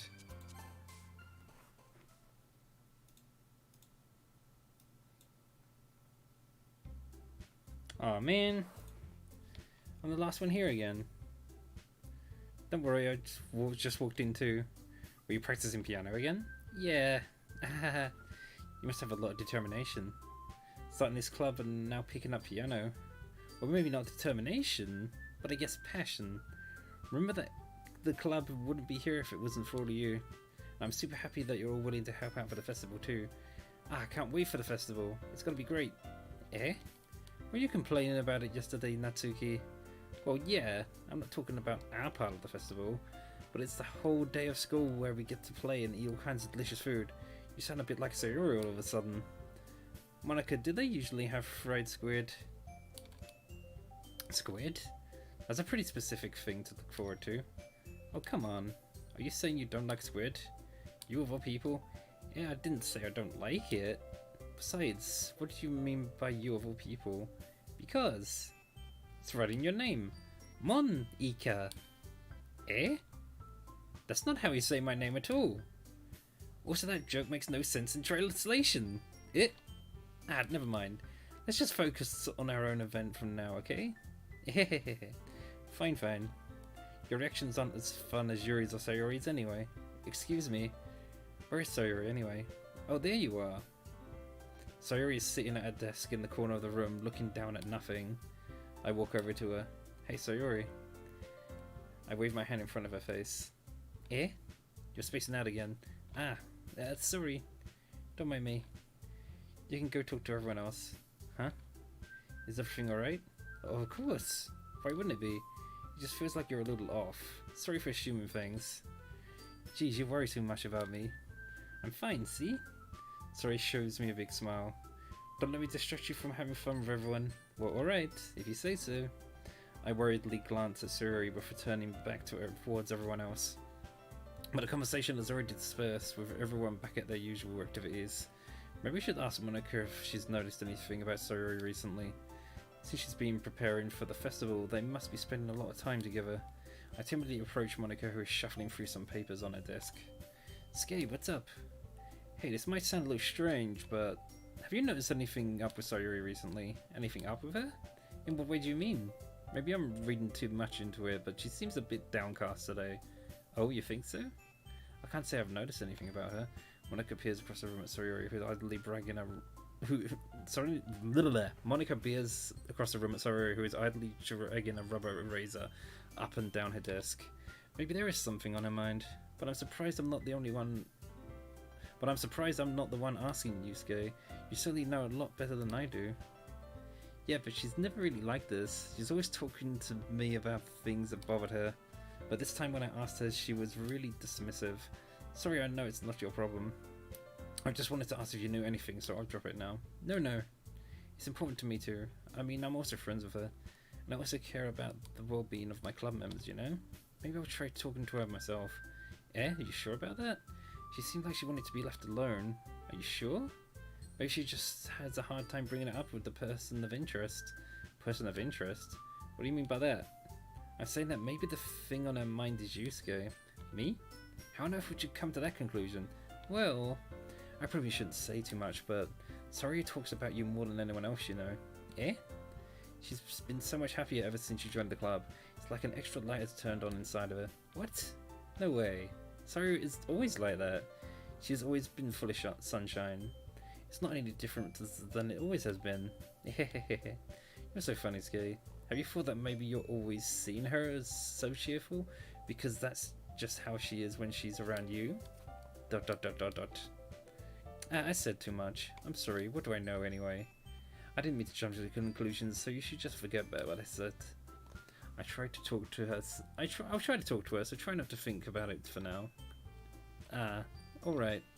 Monica smiles meaningfully. I know she said to forget about it, but I already know that I won't be able to get her words out of my head. Monica stands up from her desk and walks across the room where Sayori is sitting. I wish I kneel down next to Sayori and gently talk to her, but she's keeping her voice so quiet that I can't hear her from here. I sigh and sit myself down. I know Sayori told me not to worry about her and to have fun with everyone else, but that's impossible to do when she's behaving like this.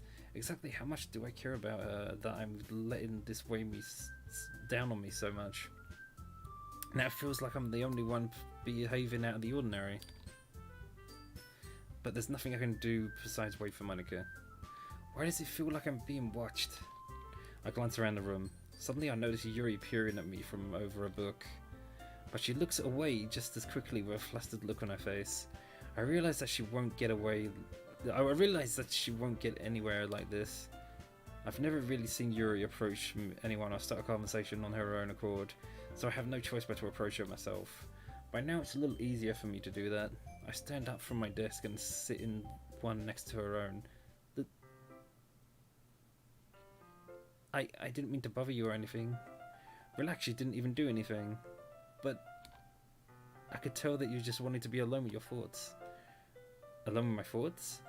How were you even able to tell what I was thinking like that? Well, it's something that I do a lot. So it wasn't hard for me to spot based on your posture and expression.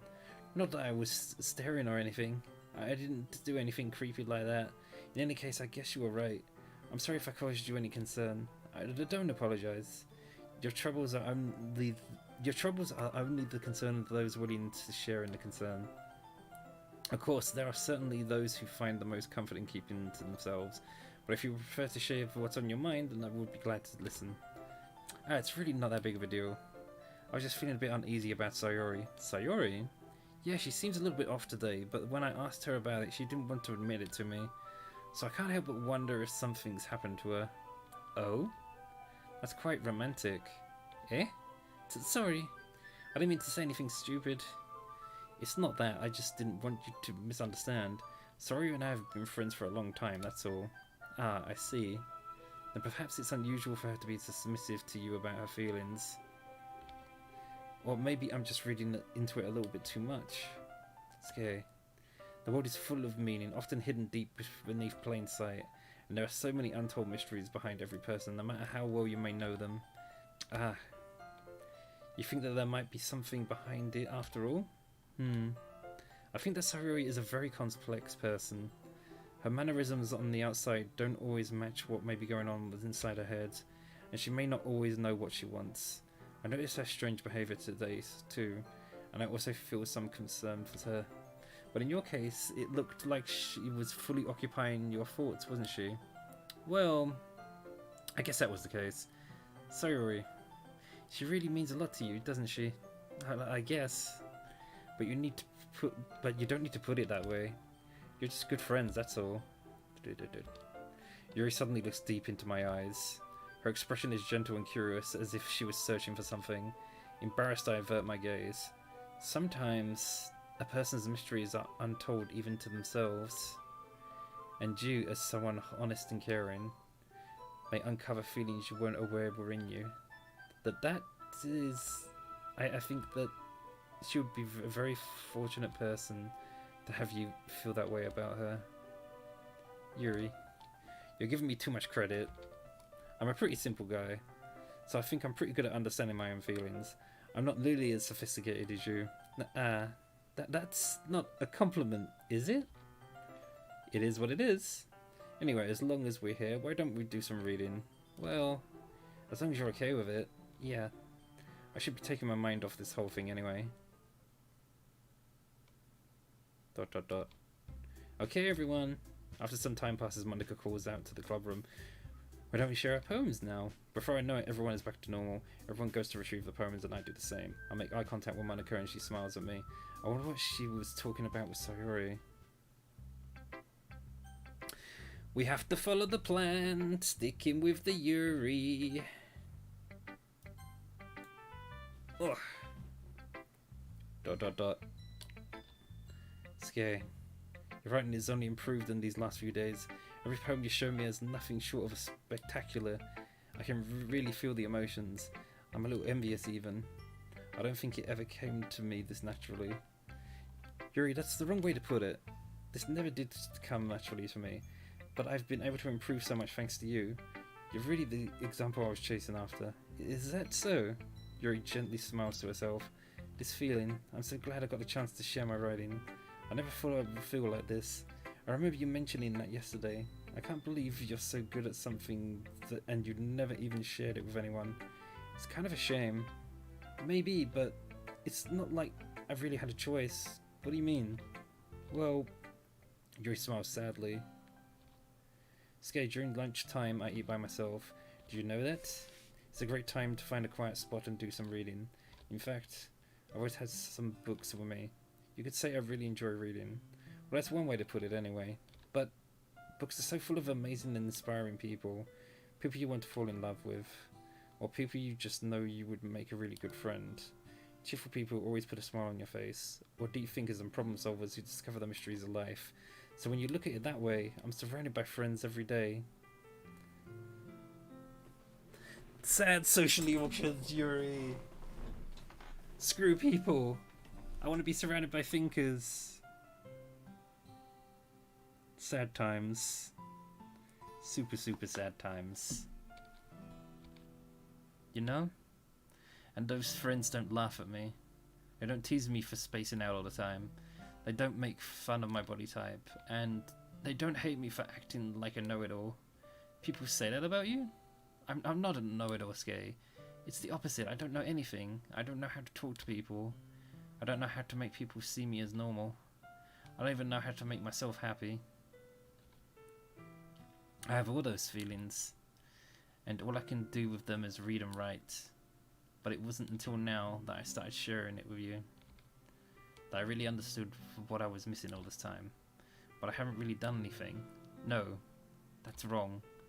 Just being patient and respectful, that's really important to me. I know I'm a difficult person, Skay. I speak too slowly. I second guess myself all the time. I read too deeply into things, but every time, you've always treated me as just like everyone else.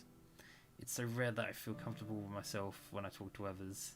This is the special dialogue I think that happens when you do a bunch of poems in her style.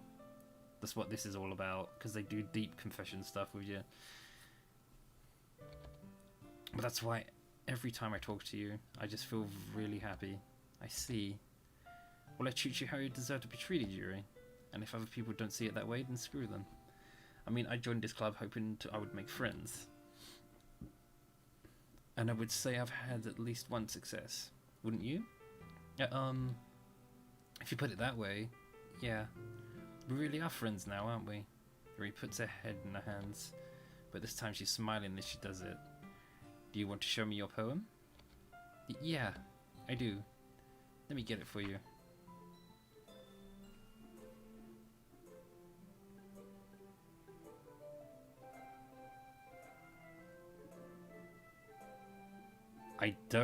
I've never seen this poem before. Ghost Under the Light Part 2. The tendrils of my hair illuminate beneath the amber glow, bathing. In the distance, a blue-green light flickers. A long figure crosses its path, a silhouette obstructing the eerie glow. My heart pounds, the silhouette grows closer, closer. I open my umbrella, casting a shadow to shield me from the visibility, but I am too late. He steps into the streetlight. I gasp and drop my umbrella. The light flickers, my heart pounds. He raises his arm. Time stops. The only indication of movement is the amber light flickering against its outstretched arm. The only indication of movement is the amber light flickering against his outstretched arm. The flickering light is in rhythm with the pounding of my heart, teasing me for succumbing to his forbidden emotion. Have you ever heard of a ghost feeling warmth before? Giving up on understanding, I laugh. Understanding is overrated. I touch his hand, the flickering stops. Ghosts are blue-green, my heart is amber.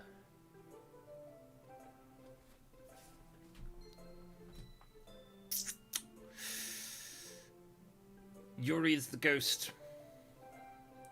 Yuri is the ghost because she finds socializing with other people extremely difficult to do.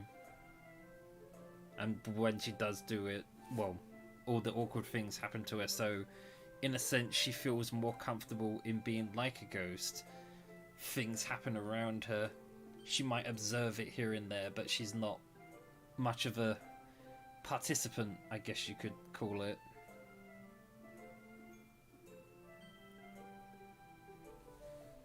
I know that feel, bro, from the past. It's a little sad. Finishing the poem, I start to hand it back to Yuri. But instead of taking it from me, she looks away. ... Do you dislike it? No, of course not. I just don't really know how I should respond. Despite Yuri's poems usually being cryptic, it wasn't hard to figure out what this one was about. I don't know if I should be able to explain this one. That's fine. I'll understand this one. Yuri's having an even harder time speaking than usual. Does this one mean a lot to you? Yuri nods. I'm not really good with words, but I'm happy that you shared it with me. So thank you, and I hope we keep spending time together. Despite my inability to make eye contact, I see a faint smile emerge on Yuri's lips. I once again try to hand the poem back to her, but instead Yuri gently takes my hands and pushes them back towards me. I hesitate in response to her warm touch. You can... The poem is... Once again, Yuri fails to form a complete sentence. You mean I can keep it? Yuri nods. I'd love to. Again, Yuri faintly smiles as if she doesn't want me to notice. You always make me feel nice. I know I'm not good with people, but I hope that I can return the favor sometimes. Yeah, don't worry. I think you do a good job. Yuri finally turns back towards me. I guess we should move on before Monica says something, but I'm sure we can talk again later. Yeah, I'm sure we will. With that, Yuri timidly smiles at me and I return to my seat so I can put her poem away. Whew. Monica time. Hi, Skay. Have you thought about what you want to submit to the poem? Have you thought about what you want to submit to perform at the festival? Well, being in this club is one thing, but performing in front of a bunch of people, I'll have to give it some more thought. Okay, no pressure, but whatever you do, I'm sure it will turn out great. It would also make me happy to see. Anyway, let's take a look at today's poem. Sure. I let Monica take the poem I'm holding in my hands. ... Your style's gotten so refined, Skay. Yuri's been teaching you a lot of things, hasn't she? Well, I guess so. Yeah, I've been noticing how much you spend time with her. I think I heard her say her more words than the past couple of days, and she's talked in the whole year. Not sure how you did it, but that's pretty impressive. Well, she just needs some patience and a way to talk about all the things in her head, I guess. I'm still getting the hang of it myself. You're certainly putting in a lot of effort. You must really like her. Yeah, that's... It's awfully suspicious, you know. Spending time with her in the club room every day, reading that edgy novel with her. Well, I just feel bad that she has a hard time socializing. It makes me want to make sure she doesn't spend time... It makes me want to make sure she doesn't spend all her time alone. Besides, the novel isn't too bad either, you know. Alright. I get you. Just be careful, alright? I know that Yuri isn't used to opening herself up. So if something bad happens while she's vulnerable, then it could be really hard for her. Her books aren't a total escape from reality. They're just a bandage. You say that like I'm going to hurt her. Sorry, I didn't mean that. If anything, she might accidentally hurt herself. Anyway, I'll share my poem with you now, alright? Alright. The lady who knows everything. Not exactly subtle there, is it? Pretty obvious here. The lady who knows everything. An old tale tells of a lady who wanders earth. The lady who knows everything. A beautiful lady who has found every answer, all meaning, all purpose, and all that was ever sought. And here I am, a feather. Lost adrift, the sky, victim of the currents of the wind. Day after day I search with little hope, knowing legends don't exist. But when all else has failed me, when all others have turned away, the legend is all that remains. The last dim star glimmering... Damn it. The last dim star glimmering in the twilight sky, until one day the wind ceases to blow. I fall, and I fall, and I fall, and I fall even more, gentle as a feather, a dry quill, expressionless. But a hand catches me between the thumb and forefinger. The hand of a beautiful lady. I look at her eyes and find no end to her gaze. The lady who knows everything knows what I am thinking. Before I can speak, she responds in a hollow voice. I have found every answer, all of which amount to nothing. There is no meaning, there is no purpose, and we seek only the impossible. I am not your legend does not exist. And with a breath, she blows me back afloat, and I pick up a gust of wind. You know, I feel like learning and looking for answers are the sorts of things that give life meaning. Not to get too philosophical or anything, but I was kind of on my mind, so that's what I wrote about. I see. I never really put much thought into it. In a way, it's almost paradoxical. Because if we have all the answers, wouldn't the world start to lose its meaning? Nudge, nudge, wink, wink, hint, hint. You know, there's one thing I noticed. It seems like everyone in the club prefers writing about things that are more sad than happy. Are you surprised? I mean, if everything was okay, we wouldn't really have much to write about, would we? Humans aren't two-dimensional creatures. I think you'd know that better than anyone. You mean one-dimensional? Oh, yeah, that. Anyway, Here's Monica's writing tip of the day. Are you ever too shy to share your writing because you're afraid it's not that good? It can be really disheartening to get a lukewarm response to something you put so much into, but if you find other people who enjoy writing, then sharing becomes a lot more easy. Because instead of just telling you that your writing is good or okay or bad, they'll want to focus more on everything that went into it and the things you can work on. It's much more encouraging that way, and it will make you want to continue improving. It's almost like having your own little literature club, don't you think? That's my advice for today. Thanks for listening. Oh, lordy, lordy, lordy. Okay. I think the plan for the day is we're going to try and get through the rest of this day on Doki Doki, and then we're going to call it a day because the reading is quite intense. I'm impressed with myself, though. I'm most impressed with myself that I've managed to mostly get through this without too much hiccups.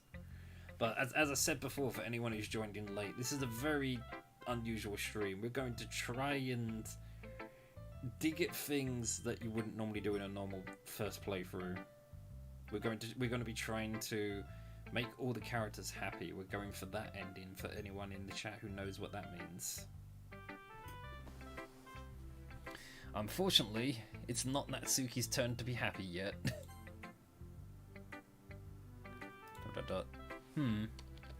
It's nice, I guess.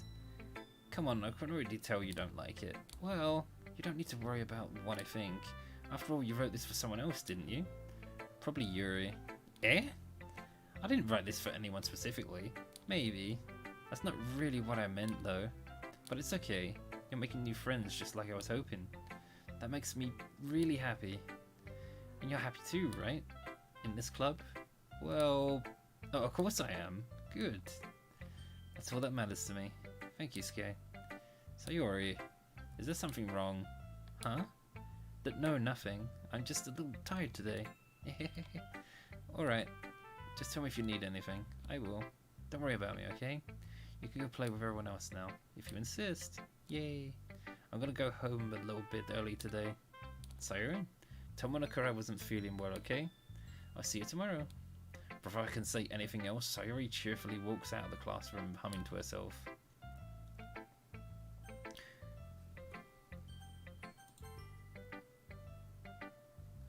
Yeah, no thanks. Eh? You didn't even... Next? Okay, you three. We're all done sharing poems, right? Why don't we start figuring out... Hold on a second. Is it just me or did you say something strange just now? Eh? Something did sound a bit unusual. That's right. You deviated from your usual catchphrase when addressing the club. Catchphrase? I don't have a catchphrase. Jeez. Why is the mood so weird today? Look, even Yuri isn't immune to it. Ooh. Stagnating air is common foreshadowing that something terrible is about to happen. Not quite yet, but yeah. In your books, maybe? Look, the only thing different is that Yuri isn't here. Ah, it seems you're right. Sayori always helps lighten the mood a little bit, doesn't she? It's almost like everyone's balance is thrown off a little bit when she's not around. Where the heck did she run off to anyway? I thought she just went to pee. Natsuki, please show some decency. Oh, come on. Ah, she actually wasn't feeling too well and went home early. Is that so? I hope she's alright. Seriously? Of all the times to not go home with her, you pick the time she's not feeling well? So much for you two being all lovey-dovey. No. First of all, stop misunderstanding my friendship with Sayori. And second, she's kind of been avoiding me today, so I didn't want to force it. Oh? A curious expression coming from Yuri of all people? Calm down, guys. I talked to her earlier and everything's fine. What did she say? Anyway, we need to figure out the rest of the festival preparations, so... Let's decide what everyone will be doing this weekend. I already know what I'm doing. That's right. Natsuki will be making cupcakes. But we might need a lot of them and different flavors. Can you hand that all by yourself, Natsuki? Challenge accepted. And as for myself, I'm going to be printing and assembling all the poetry pamphlets. Sorry, will be helping me design them. And as for Yuri, you can... Guys, can you help me come up with something for Yuri? I'm useless. No, that's not it at all. You're the most talented person here, you know? ... And now Natsuki's pouting too? Jeez, even I can tell now. I guess I never gave Sayori enough credit, but I can tell things are even harder on you when she's not around. That may be the case, but I can't also be leader on my own, then I won't grow as a person. So Yuri, you have a beautiful handwriting, you know? So you should make some banners and decorations to help set the atmosphere. Atmosphere? About that. I love atmosphere. Yuri's expression suddenly changes as she stares at her desk and focuses and starts nodding to herself. Your mind is already racing, I see. That's great. You'll be wonderful help, Yuri. But anyway, that just leaves you, Skay. The one who is truthfully useless. Don't say that. In fact, both Natsuki and Yuri have some pretty heavy tasks to handle. You'll probably go a long way to give one of them a hand. You could always help me out as well. I would be really appreciative of that. That's... Was Monica suggesting I spend some time with one of my club members? How on earth are they going to respond to a suggestion like that? I suppose I wouldn't mind a bit of help. Well, even if you don't know how to bake, there's always some dirty work I could give to you. It's not like Monica's going to give me a choice, and you shouldn't be sitting on your butt anyway. Natsuki tries to mumble a bunch of excuses like that. If I recall, Natsuki, you mentioned that you would like to handle the baking on your own. Skay may not like to be around if you can only make him out to be a nuisance, so therefore, he may be more suited to assisting me with my decorations. Hold on, I never said that. How hard could it be to make a few decorations anyway? It sounds more like you're just trying to make excuses for Skay to... What are you saying? It'll be extremely meticulous work. And baking isn't? Just what do you think? Come guys, let's settle down for a moment. In the end, I think it's up to Skay to decide how he'd like to contribute. Besides, he hasn't really gotten the chance to spend any time with me yet, you know? So I'm sure he's interested in... You literally just said, I'm surprised as well. Sorry. I was just saying though, jeez. Can we just settle this already? Yeah. Skay, you're okay with this, right? In the end, it's up to you. Of course. Very well. In that case, everyone looks straight at me. But of course, I'm going to go with...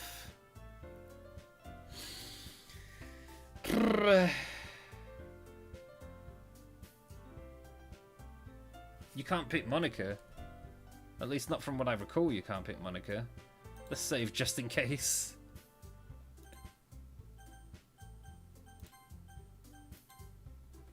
Well, I guess I should probably be helping Monica.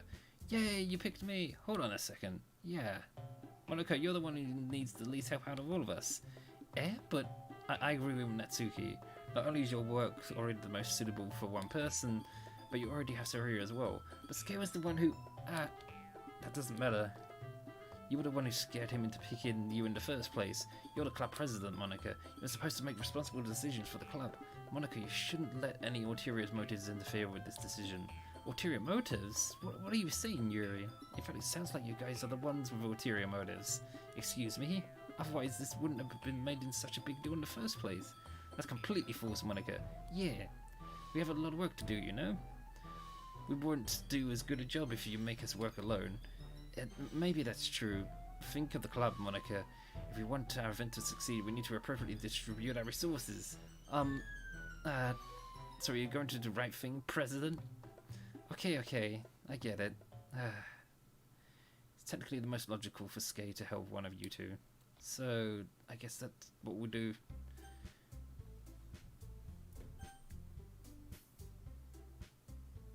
Yeah. She can't do it. Well, I'll probably be most helpful. But I'll probably be the most useful helping out Yuri. Me? Are you serious?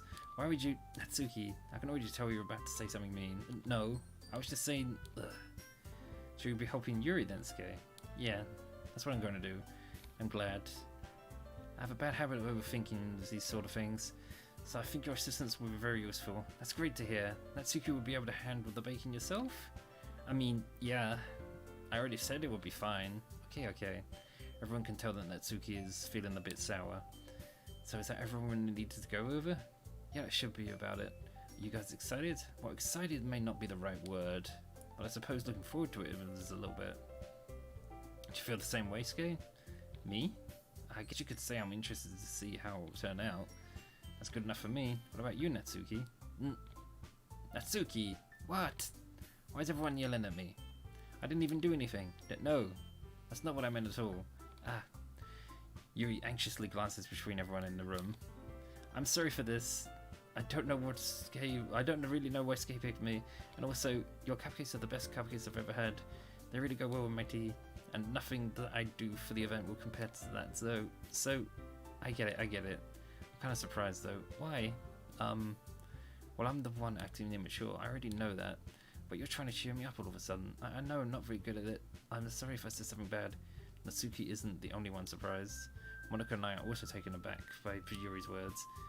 When she already has trouble words trying to cheer someone up, must be far out of her own comfort zone. But I begin to understand. Yuri was trying to sound like Sayori. Even if it didn't work out perfectly, I can tell she tried to say something Sayori would say at a time like this. Because Sayori always helps everyone smile and feel good about themselves. But no, I kind of appreciate it. I'm sorry for making a big deal out of nothing, but I'm going to say this. You better bet that my cupcakes are going to be the best part of the whole event. I believe in you. Yeah, I would see everyone do their best. But with that, there's nothing more for today, so I guess it's time for us to head out. Alright, let's get out of here then. Everyone packs up their things. I start to follow Monika and Natsuki out the door as they chat between each other. I turn around. Sorry, I realized I don't have any way of contacting you this weekend. Oh, you're right. I can't believe that slipped my mind. Should I give you my phone number? I think that would be the best way, yes. Alright then. Yuri and I exchange phone numbers. Okay, then I'll be stopping by your house on Sunday. My house? Is that a problem? No, not at all. The thought of that would be the one. It's just the thought of would be the one going to your house. It's just I thought I would be the one going to your house since I'm the one helping you. I suppose that makes sense. But if you don't mind, I think I would prefer going to your house. Alright. In that case, it won't be a problem. I decide not to press Yuri for a reason. It's not like it should matter much either way, so I just need to make sure my room is clean. I hope I managed to make myself useful in some way. I'm not nearly as creative as you are. Don't underestimate yourself, Skay. I think that will make a very productive team, even if you only choose me because you felt that bad or something. Wait, you don't actually think that, do you? ... I don't know. It's difficult to come up with any other reason you may have chosen me. You're forgetting the one reason with the most common sense. I just help you because it's what I want to do. But... Yuri thinks to herself with an extremely tense expression. Yuri, you're overthinking this. You want me to point out when you're overthinking, right? I didn't realize. I'm telling you, I want to. That's all there is to it. Do you believe me? Yuri thinks really hard again. She looks straight into my eyes for a long while. I believe you. As if it took her a tremendous effort, Yuri finally says that and relaxes her expression. And I'm really looking forward to Sunday. Yeah? I am too. After that exchange, I make my way out the door and Yuri's follows. I can't believe this. Yuri's going to be coming to my house on Sunday? My anxiety shoots through the roof. Even though I've gotten pretty used to handling her at this point, there's no telling what might end up happening when we're outside of school. More than that, she told me that she was looking forward to it. Is this the chance I have to make something happen between us? Or is it too early for that? Only time will tell. But until then, I won't be able to make my mind off it. I seriously can't wait.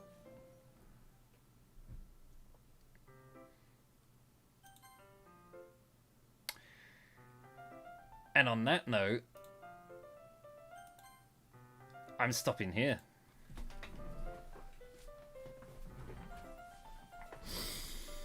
I'm stopping at the exact same place that I stopped the first time I played this, and then came back the next day. Is the weird stuff going to start happening tomorrow? I don't know yet, because we are going to be doing some sneaky time travel to try and make everybody happy before we drop down that rabbit hole. But anywho, is there any new files? Oh, that's cute.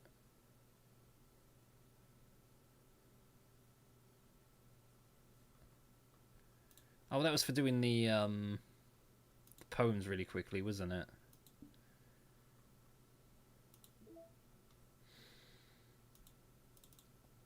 Looking in the game files again. Nothing out of the ordinary.